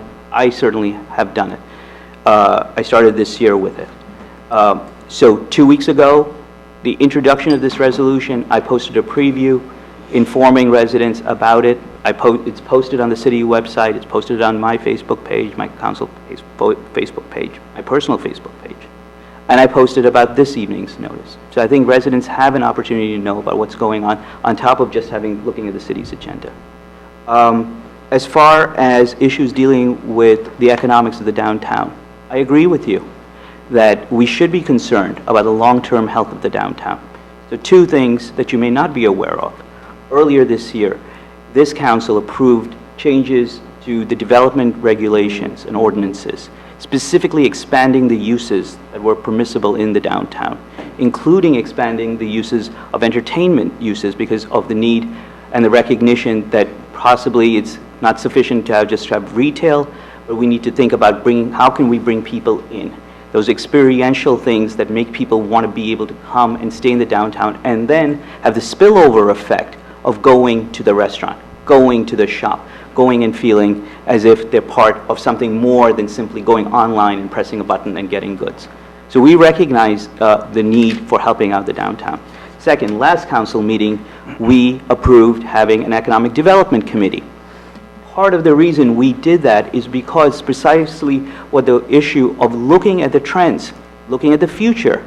It's not simply good enough to look at what are we doing this year or next year, but where are folks, how are folks looking at it, and regionalization, the precise issue of what do other towns do, not simply in parking, but in other ways of economic development. We need to position Summit for the future, and the only way to be able to do that is to learn and understand what other folks are doing. And so we do take very seriously the idea of how we, as government has a limited role because there's things that businesses are supposed to do. This is private enterprise, they got to do all those things. But where government can help is to help formulate policies and ideas that can be implemented that can help businesses. We want to help you guys. We certainly do not want to hurt our downtown. We recognize the importance of it. So this comes back to this issue of, for me, is this a good idea to do or not? I think we clearly need to look at, and I think it's a good suggestion that's been, I think, just universally accepted, that we will look at that $50 and the 5 hours. Does that make sense, and how we can address it? And maybe we need to tell more notices to residents that, hey, look, if you're going to stay longer, we're not trying to penalize you. That's not our intent. But then it comes down to this specific issue that we really have to address, and that is this parking, this metered parking. And I agree with you that you don't just look at some study that somebody coming from the outside decides.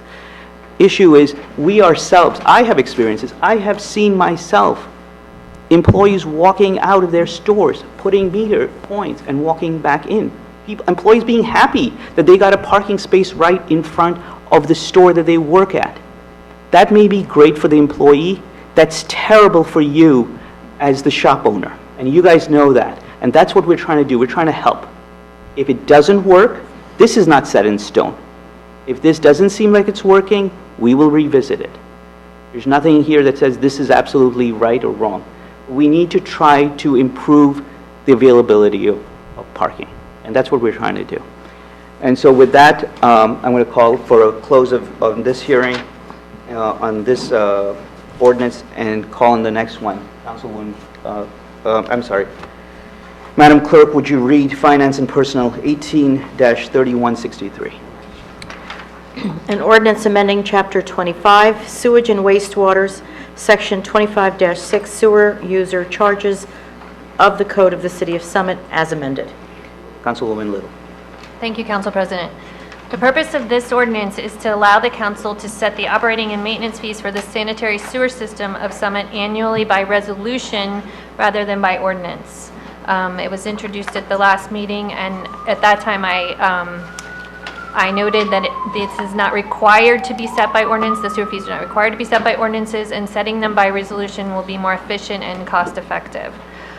This ordinance also changes the due date for the fees to June 15th rather than September 1st, and that was done to help with cash flow in the sewer utility.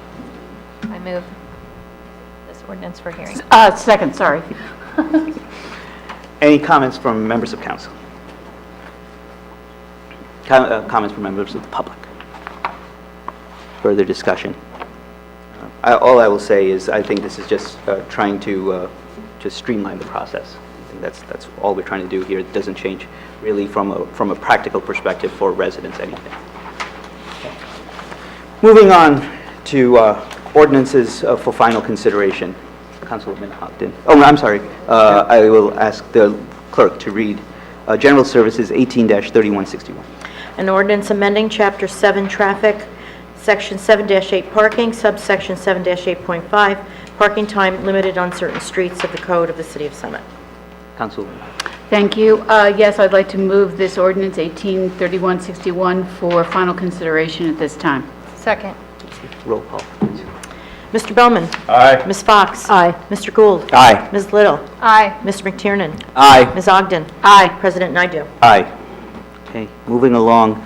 Finance and Personnel 18-3163, please. An ordinance amending Chapter 25 Sewage and Wastewater, Section 25-6 Sewer User Charges of the Code of the City of Summit as amended. Councilwoman Little, please. I would like to move this ordinance for final consideration. Second. Roll call, please. Mr. Bowman? Aye. Ms. Fox? Aye. Mr. Gould? Aye. Ms. Little? Aye. Mr. McTiernan? Aye. Ms. Ogden? Aye. President Naidoo? Aye. Okay. Now moving on for ordinances for introduction. Safety 5627. Madam Clerk, would you please read the ordinance? An ordinance amending the code, Chapter 7, Traffic, Section 7-8, Parking, subsection 7-8.5, parking time limited on certain streets. Councilman Gould, please. Thank you, Council President. I want to talk about something new, which is parking.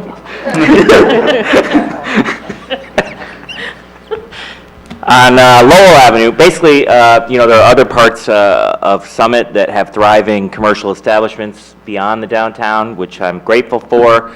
And in this particular area, on Lowell Avenue and Morris Avenue, there's a lot of parking, especially in the summertime, where the residents there are just parked in. They can't get out of their driveways, they can't move, they can't see to make a turn onto Morris Avenue. So it is a safety issue. We heard a lot of complaints about it, and so we want to introduce an ordinance to disallow parking on the north side of Lowell Avenue between Morris and Montrose. Do I hear a second? Madison. And Madison. Forgive me. Thank you. Second. Thank you. Okay. So this is an ordinance for, do we have to do a roll call? Just roll call. Roll call, please. Mr. Bowman? Aye. Ms. Fox? Aye. Mr. Gould? Aye. Ms. Little? Aye. Ms. McTiernan? Aye. Ms. Ogden? Aye. President Naidoo? Aye. Okay. That ordinance will be heard on 5-1, so if anybody wants to speak on it, they can come then. Finance and Personnel 5677, Councilwoman Little, please. Thank you, Council May President. I read the title first? Yeah, Oh, I'm sorry. please, Try and move this along. Sorry. An ordinance to establish the 2018 salaries, wages, or compensations of and for the officers and employees of the City of Summit in the County of Union and the State of New Jersey. Thank you, Councilwoman Little now. Thank you, Council President. This ordinance is to establish the steps, classifications, and ranges of salaries for the City of Summit.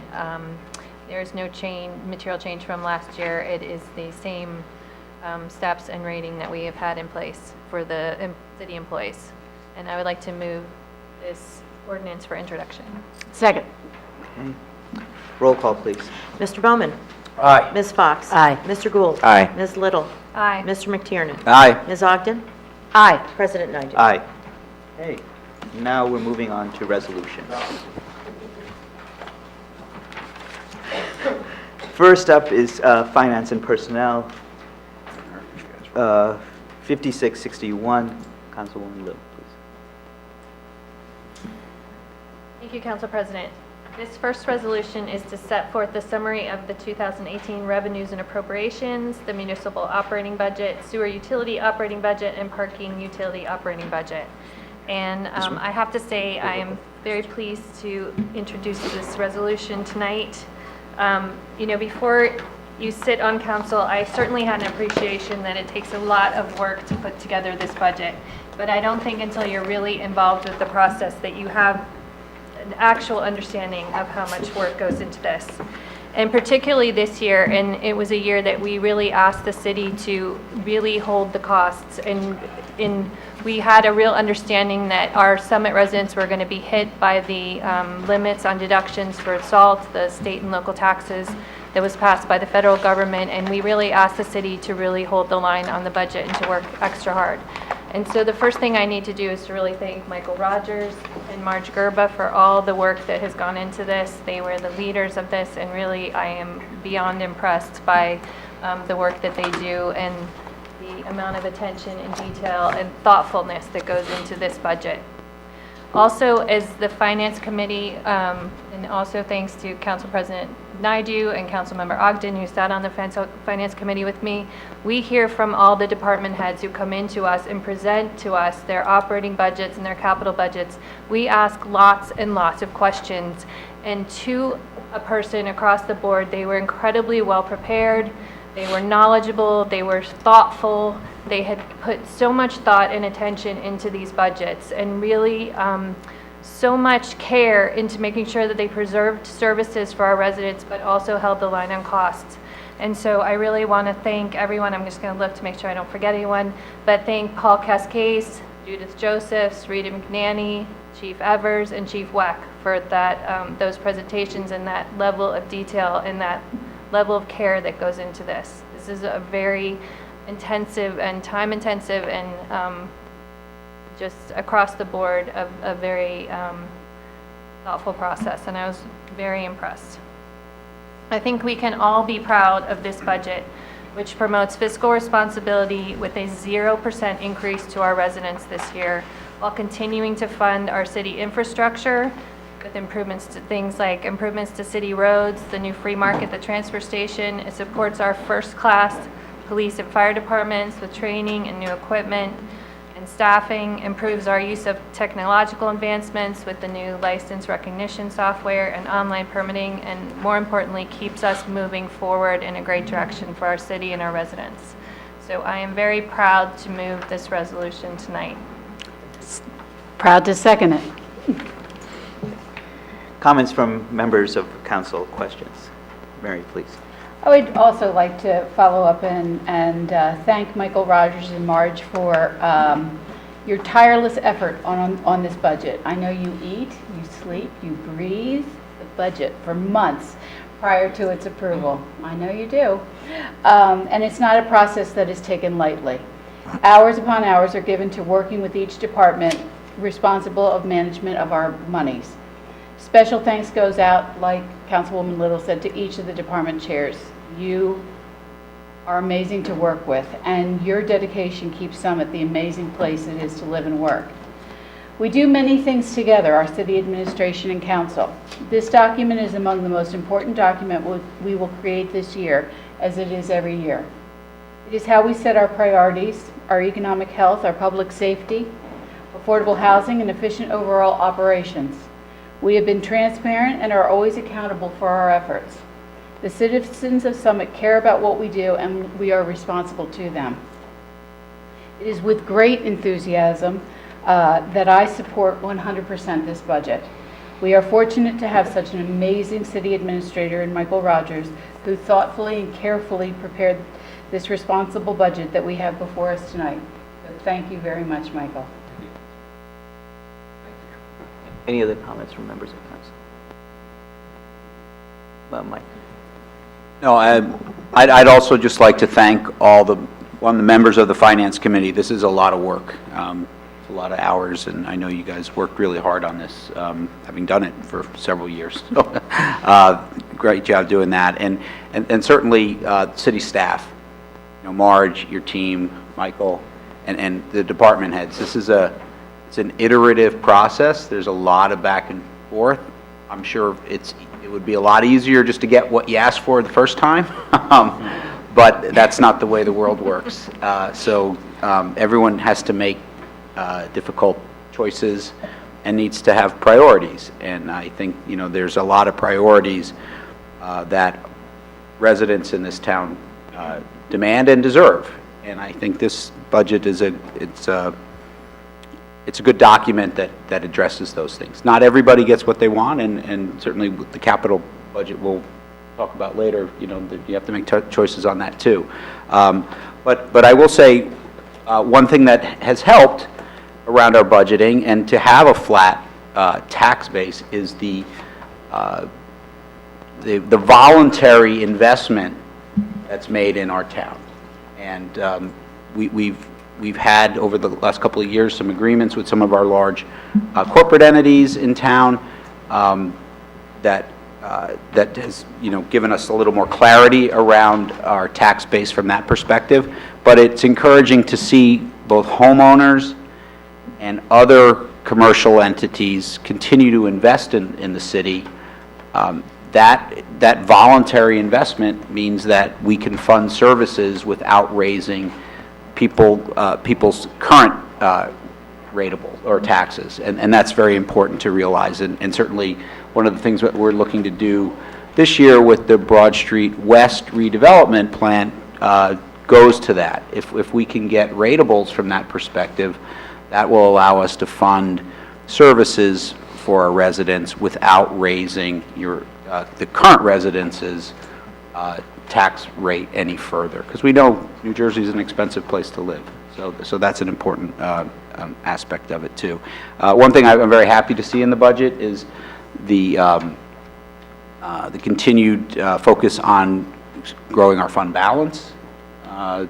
That's a rainy day fund. You don't want it too big because it means, we shouldn't be taxing people that much. But it certainly did come in very handy over the last couple of years when we did draw that down, when we did have some adverse tax issues with some of our larger taxpayers. So it's good to see that that's building back up again. So I think this is a great budget. Congratulations to all involved again. Nice job. Thank you. Any other? Steve?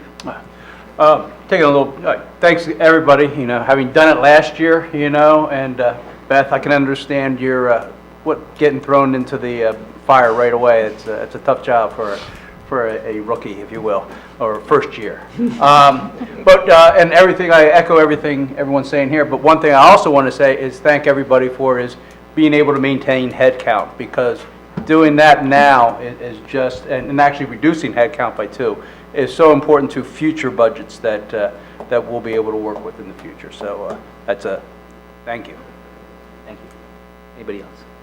I just want to say briefly that obviously thanks, I reiterate everything everyone has said, but I'm always very impressed by the department chairs, how you're always, not just at budget time, but always looking at ways you can save money and find the deal that makes the most sense, the programs that make the most sense, stretch the dollar. So I really appreciate that on behalf of all of the Summit taxpayers. Thank you.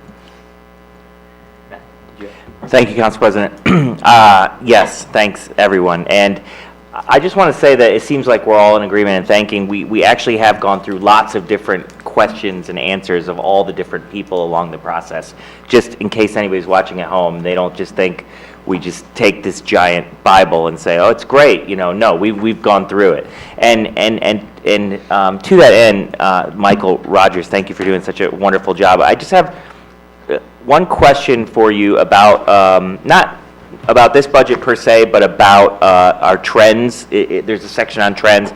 And talking about our debt servicing, and I know Councilman McTiernan has brought this up before, and it looks like interest rates are going to go up, and we are carrying a certain amount of debt from previous capital projects. And when I see what I would consider to be reckless behavior at the federal level and how they're managing the debt, it makes me that much happier with the way we have a measured approach to debt. And I wonder if you could talk a little bit about that. So if you've listened to me speak for the last few years, debt has been at the forefront of my comments about just fiscal stability and how important it is to certainly provide for capital improvements in our infrastructure and our buildings, our roads. And it's usually funded through our capital budget and with short-term, long-term debt. So it's managing the decisions that for needs and certainly for things that we want to provide, not only our department heads to do their jobs, but also for our citizens and the environment we live in, that is Summit. It is a challenge. Debt is one of those things you really have to monitor, you have to structure right, and I think the city has done a good job. But I'm just always more sort of hawkish about it, and I made a very strong argument over the last couple of years to manage the capital budgets, and I think we've done a good job in doing that, and I think we did again this year. And it is sacrifice, and it's tough decision making that has to be done. And we are projecting out. We certainly do that. We do that through the capital budget plan. We do that with our financial advisor. To your point about looking at our debt service, and we just did a $26.7 million note that we will be looking to address in a long-term issuance because interest rates are trending upward.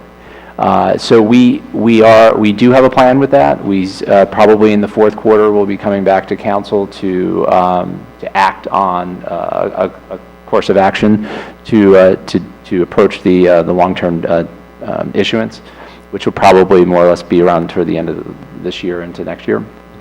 And so it's managing our capital budget. That's where our debt comes from.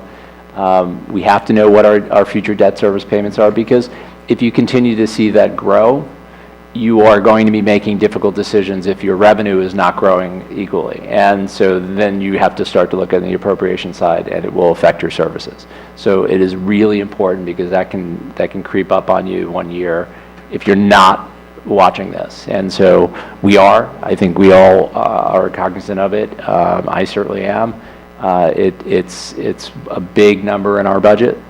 So we take it seriously, and we're always planning for it and looking at how we can structure it in such a way that there isn't any drastic upswings, downswings in our debt service. Thank you. Anyone else? Any comments from members of the public? Seeing none. Any further discussion by members of council? Okay, let me close and give my comments towards it. Obviously, it goes without saying my deep appreciation and thanks to Michael and Marge and to the all the department heads who worked tirelessly to try to get to the budget that we have. It is, to say, having a flat 0% tax increase. It's a really good accomplishment. It's a really good accomplishment, because there are plenty of towns that cannot say that they accomplished this. On top of having a AAA bond rating, I believe the only one municipality in the state from all three credit agencies, again shows that fiscal stewardship is at the heart of how council operates. And it is true, absolutely true, that some of the decisions that were made last year with regard to having settlements with Overlook and Celgene helped to give us financial stability. And so kudos to that council for achieving that.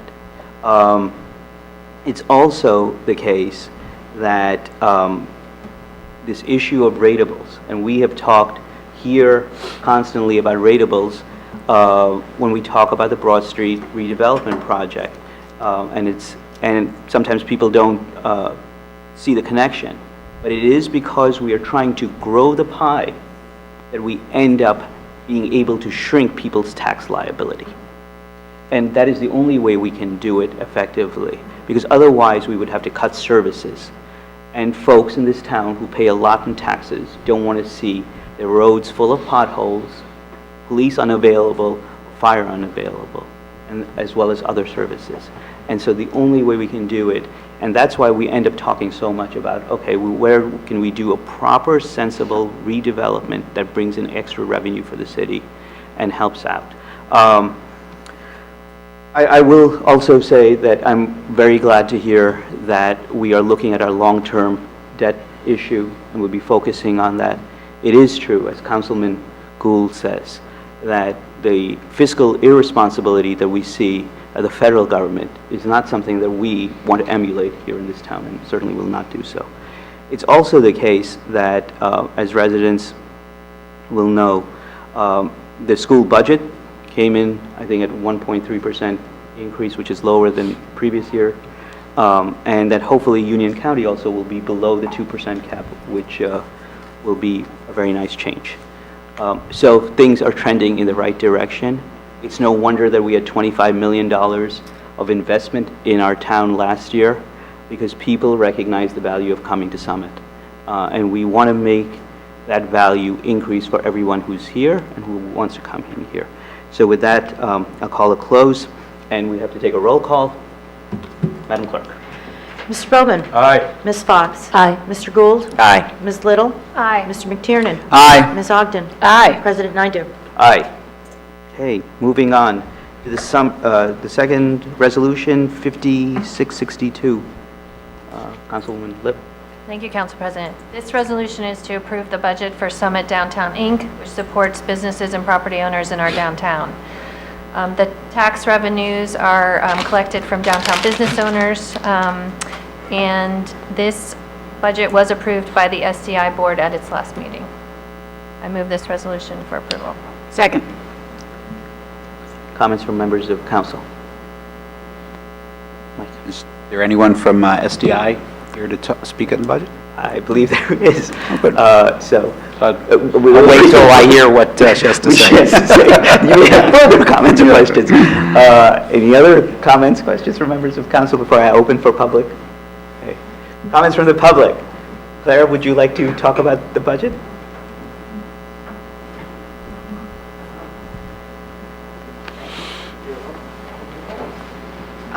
Claire Toth, T-O-T-H, 11 Sunset Drive. I'm here in my capacity as treasurer of Summit Downtown, Inc. And as was suggested, we collect revenues from, actually, it's the property owners in downtown Summit to support the property owners, the businesses, attract residents. We work with, council, we work with the city agencies. The budget, we balance our budget each year, and we've got a couple of new events coming this year. We've done a lot of events. We did Art and Cars last year, was a new one that went over very well. We're looking for a family fun night this year to bring younger families downtown. We're trying to get some music downtown, some summer evenings when there is not competing activity on the Village Green. There are fewer and fewer of those evenings available, but a lot of activity that are trying to get people, different people throughout the community, downtown, at times that aren't quite so busy, and so that there'll be more opportunity for merchants, for restaurants to be open, more use of them, and to tie the downtown more closely to the entire community. Great, thank you. Anyone have questions for Claire in her capacity as treasurer? Okay, thank you, Claire. Okay. Anyone else from the public have any comments, questions? Seeing none, any further questions or comments from members of council? Okay. Call for a roll call. Mr. Bowman? Aye. Ms. Fox? Aye. Mr. Gould? Aye. Ms. Little? Aye. Mr. McTiernan? Aye. Ms. Ogden? Aye. President Naidoo? Aye. Okay, moving along. Finance and personnel, number 3. Thank you, Council President. This resolution is to certify budget compliance requirements. This is a pro forma resolution. It's done every year, but in essence, the Division of Local Government Services annually performs budget reviews for municipalities. For municipalities that are in sound fiscal condition, of which we are lucky to be one of them, a formal review is only required every 3 years. In the interim years, those municipalities certify to the division that they themselves have reviewed the payment of interest and debt charges, statutory expenditures like Social Security, and library appropriations, and reserve for uncollected taxes. This resolution certifies that the city itself has performed the review as prescribed by the division, and I recommend your approval for this resolution. Do I hear a second? Second. Comments from members of council? Comments from members of the public? Further discussion? Matt? Sorry. City Administrator Rogers, you did the, you were the one that looked at this? Or Marge, you looked at this? Yes. You felt good about it? Absolutely. Okay, thank you. Together with our auditors, also. Marge, if you're going to speak, why don't you come up, sorry. Why don't you just repeat it so people can hear? Marge Gerba. Yes, I review all of this together with our auditors. They also reviewed our budget. They agree we are in compliance. Thank you. Any further questions, comments? Okay, it's another roll call. Mr. Bowman? Aye. Ms. Fox? Aye. Mr. Gould? Aye. Ms. Little? Aye. Mr. McTiernan? Aye. Ms. Ogden? Aye. President Naidoo? Aye. Okay, I think we're done with the roll calling. On to Finance and Personnel number 4. Thank you, Council President. This resolution is to accept the 2018 through 2023 capital plan. And this goes along with the budget. Just to highlight a few of the things that we are set forth in the capital plan. This plan provides for state-of-the-art equipment for our police and fire departments, including air packs and bailout equipment for the fire department and license plate reading systems for the police, infrastructure improvements to the library and to City Hall, repairs to the Memorial Field tennis courts, and improvements to the field house, and many drainage, sewer, paving, and sidewalk improvements across town. This, as referenced earlier, our capital budget did see a 22% decrease from the previous year. A lot of tough decisions were made, and a lot of decisions were made about where our priorities were in spending for this capital budget. And I again want to thank all the department heads for really working with us to prioritize what they really needed for their departments. And I think this is an excellent capital plan, and I enthusiastically ask for your support. Second. Comments from members of council? Comments from members of the public? Sorry. Further discussion from members of council? Matt? Thank you, Council President. I just have a question that's a bit small compared to the gigantic work you did on the capital budget, but it's important to me, is that I predict that the speed tables we're going to install on Woodland Avenue this year are going to be very popular, and that we may want to install more of them around town. Do we have enough money set aside to do this? Yes, we'll have to manage it. We're not going to be able to do it in every street that wanted, but we'll manage it. But we have budgeted extra in anticipation of that potentially happening.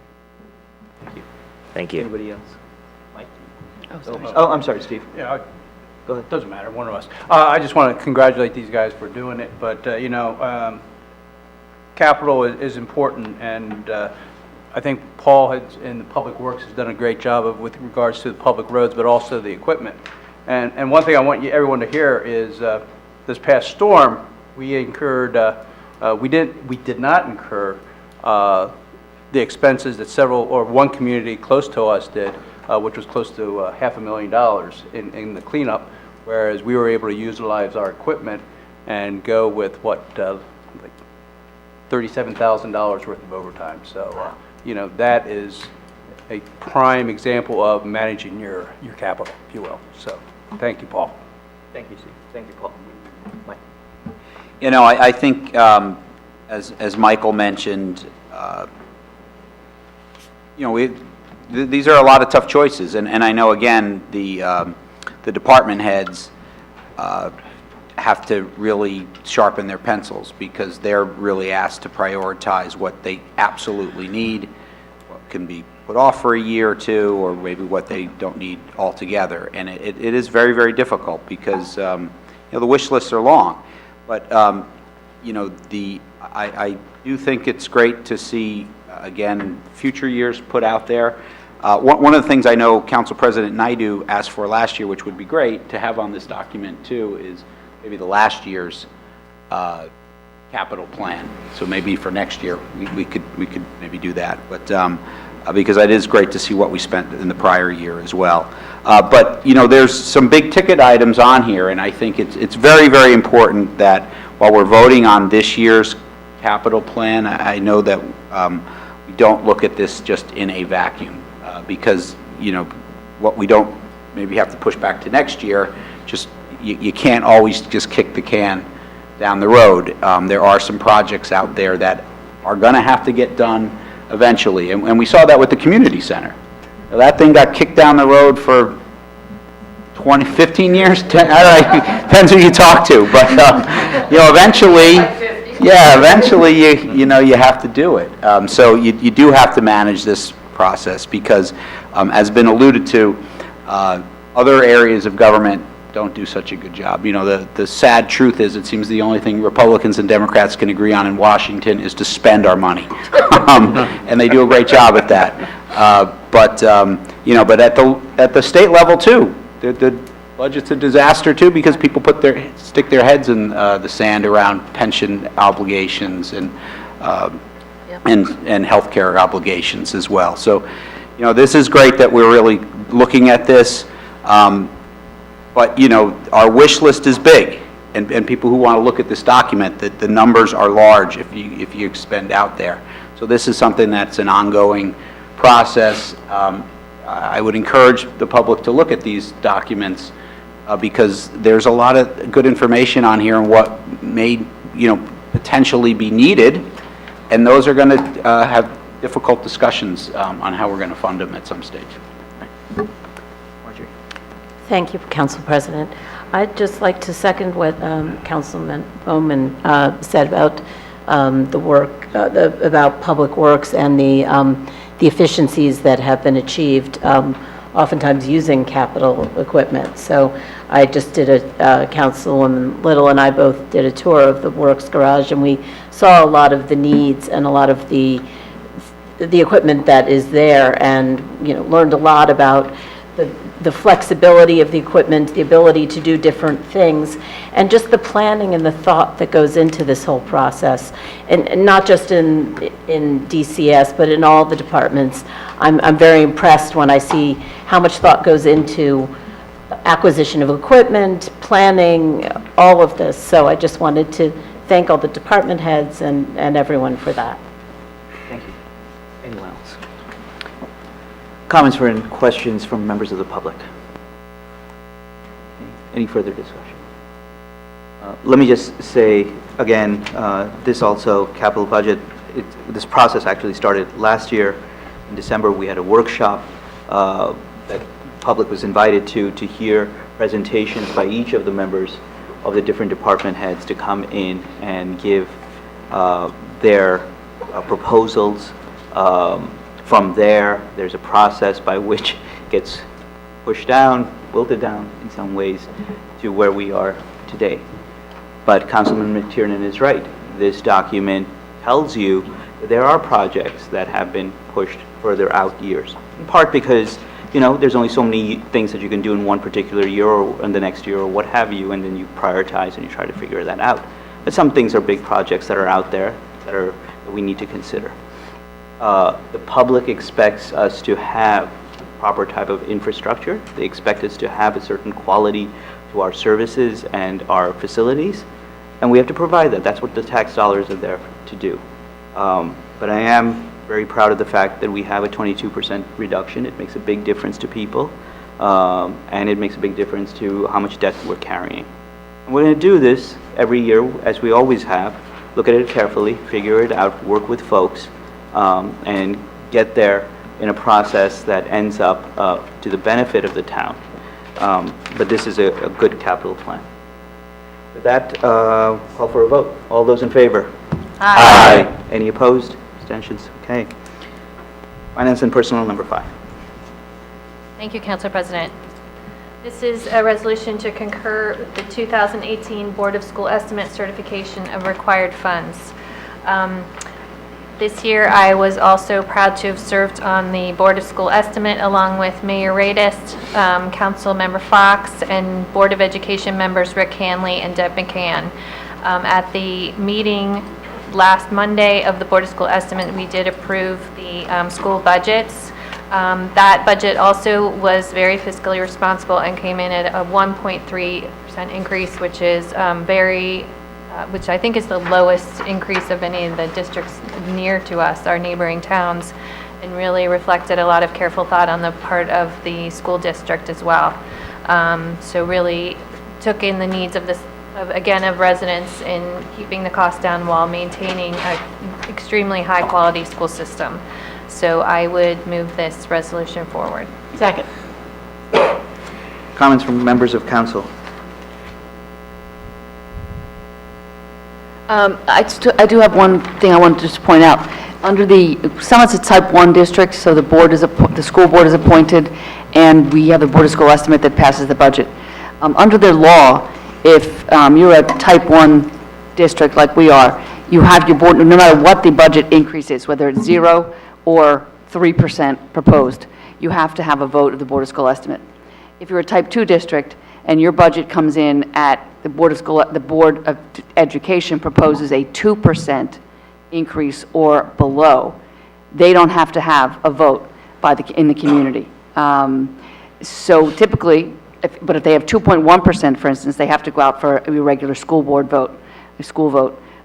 So a lot of the communities around us, since this law was passed 5-6 years ago, have been coming in at 1.9 or 2% like that, because they don't have to go to the community. And I think I'm very proud of our school board and our Board of School Estimate that they look at the budget and they come in where they need to come in, because they know no matter what, the Board of School Estimate is going to have to approve it.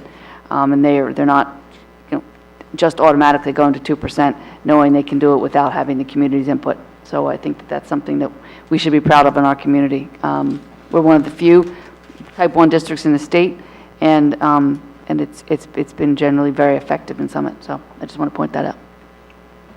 Any other comments?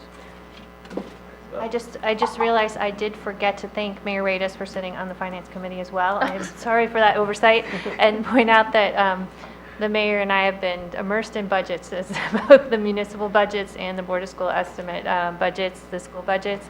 And across the board, again, I just want to reiterate how impressed I am with everyone involved with this process. It's been really eye-opening and really rewarding experience. Mike? You know, I just wanted to quick comment on the school budget. You know, we just talked about our municipal budget. That's 20% of our your property tax bill for the, you know, roughly. The school budget is about 50%, so it's the biggest portion of our property tax bill.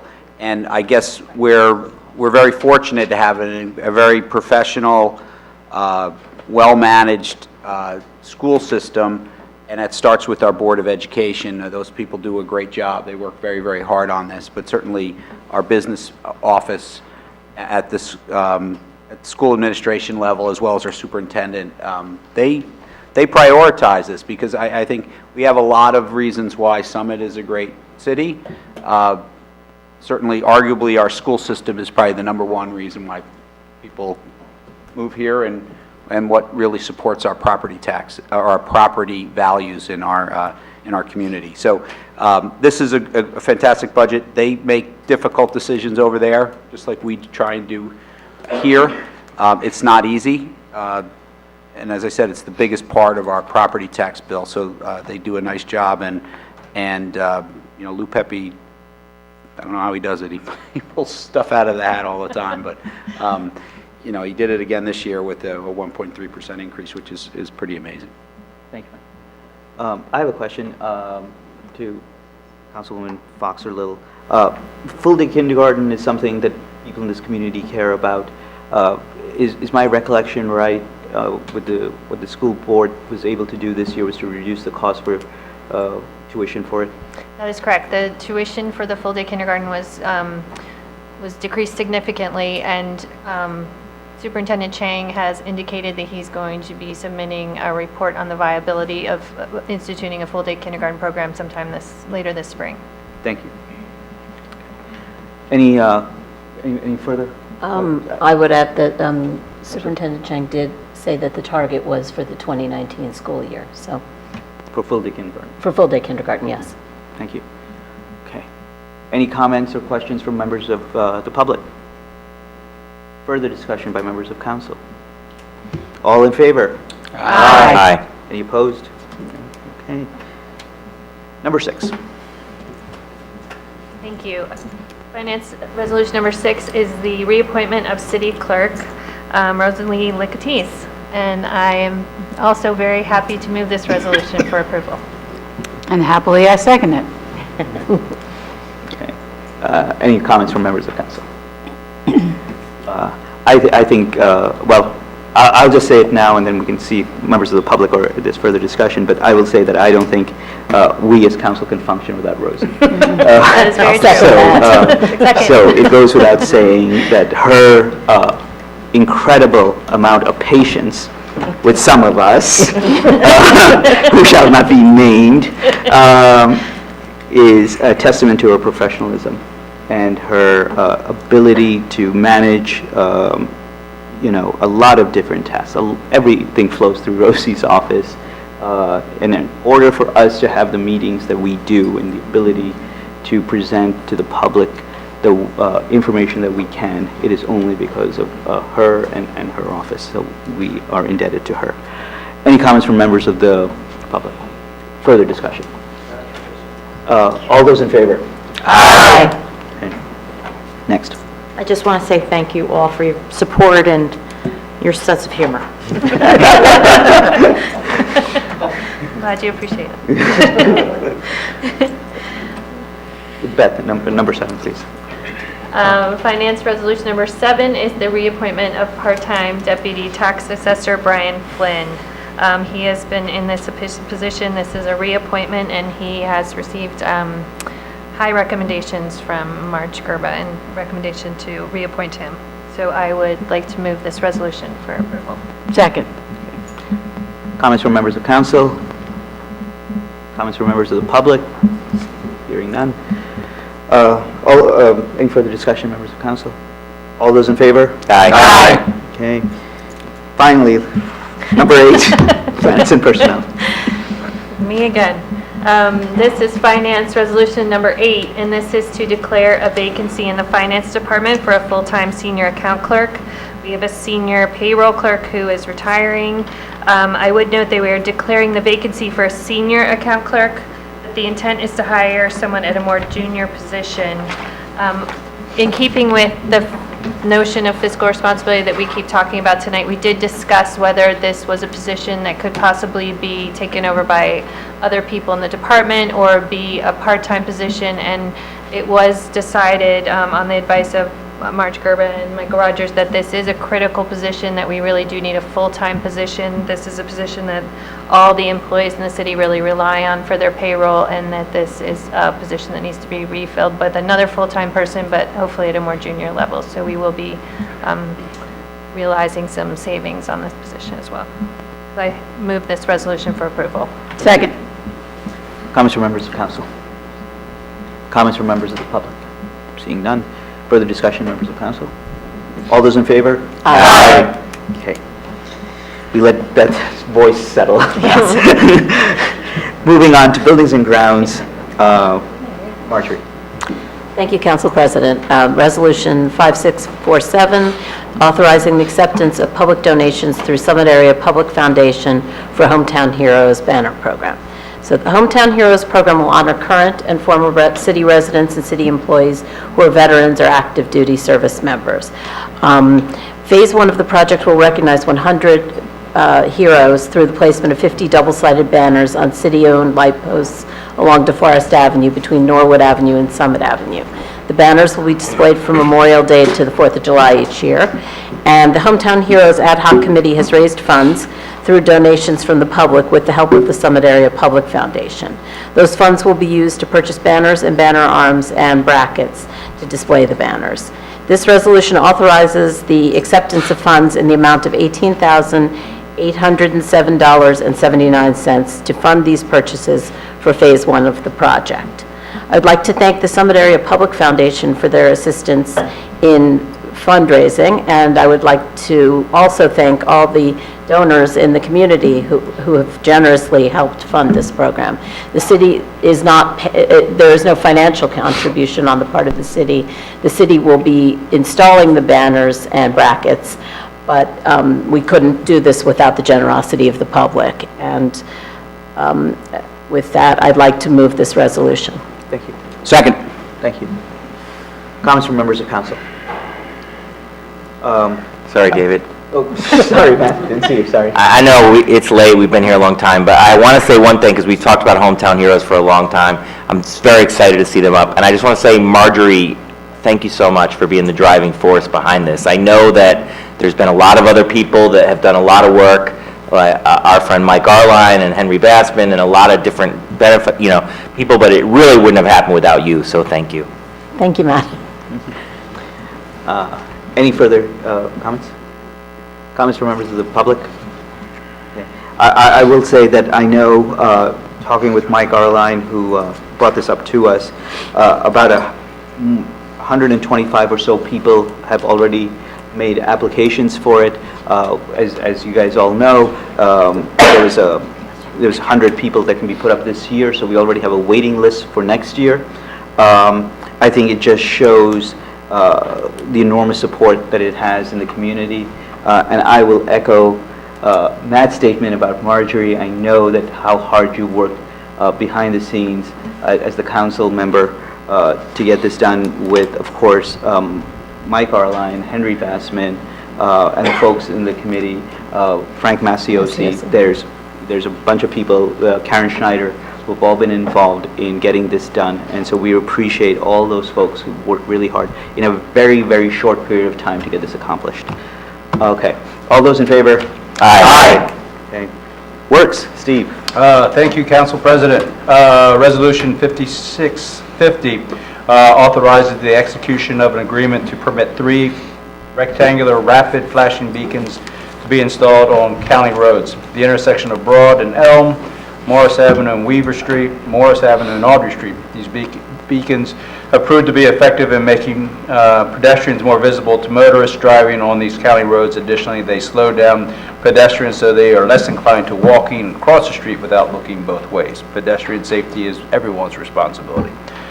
This resolution has confirmed that these installations on county roads, Broad Street and Morris Avenue are county roads, and Union County passed a similar resolution on March 8th at their freeholder meeting under Resolution 5236. 2 of the beacons have already been installed on Broad Street and Elm and Morris Avenue and Weaver, while the Morris Avenue Audrey intersection is anticipated to be installed late spring, early summer. I move we accept this resolution. Second. Thank you. Comments from members of council? Mike? Well, I know these have been talked about in safety for a long, long time, so it's great to finally see them coming in, and I know there's a lot of coordination that has to happen with the county to make this happen. But these intersections are ones where you do have a lot of pedestrian traffic, and not just adults, but importantly, a lot of our younger citizens as well. So this is really important as these are very high-volume areas and are incredibly busy in certain periods of time in the morning and in the afternoon. So I'm super happy that we've are moving ahead and getting these things installed this year. Great, thank you. Anybody else? Yeah, I mean, I agree with what Councilman McTiernan said. One is right by where Washington School is, the other one is right where the high school is, and Oratory is. And so those are high-traffic areas for kids, but then you have basically a road that goes, it's a county road, it's a very major road. It's used for public transport as well. So these are really necessary safety devices. Comments from members of the public? Further discussion? All in favor? Aye. Okay. General Services, Mary.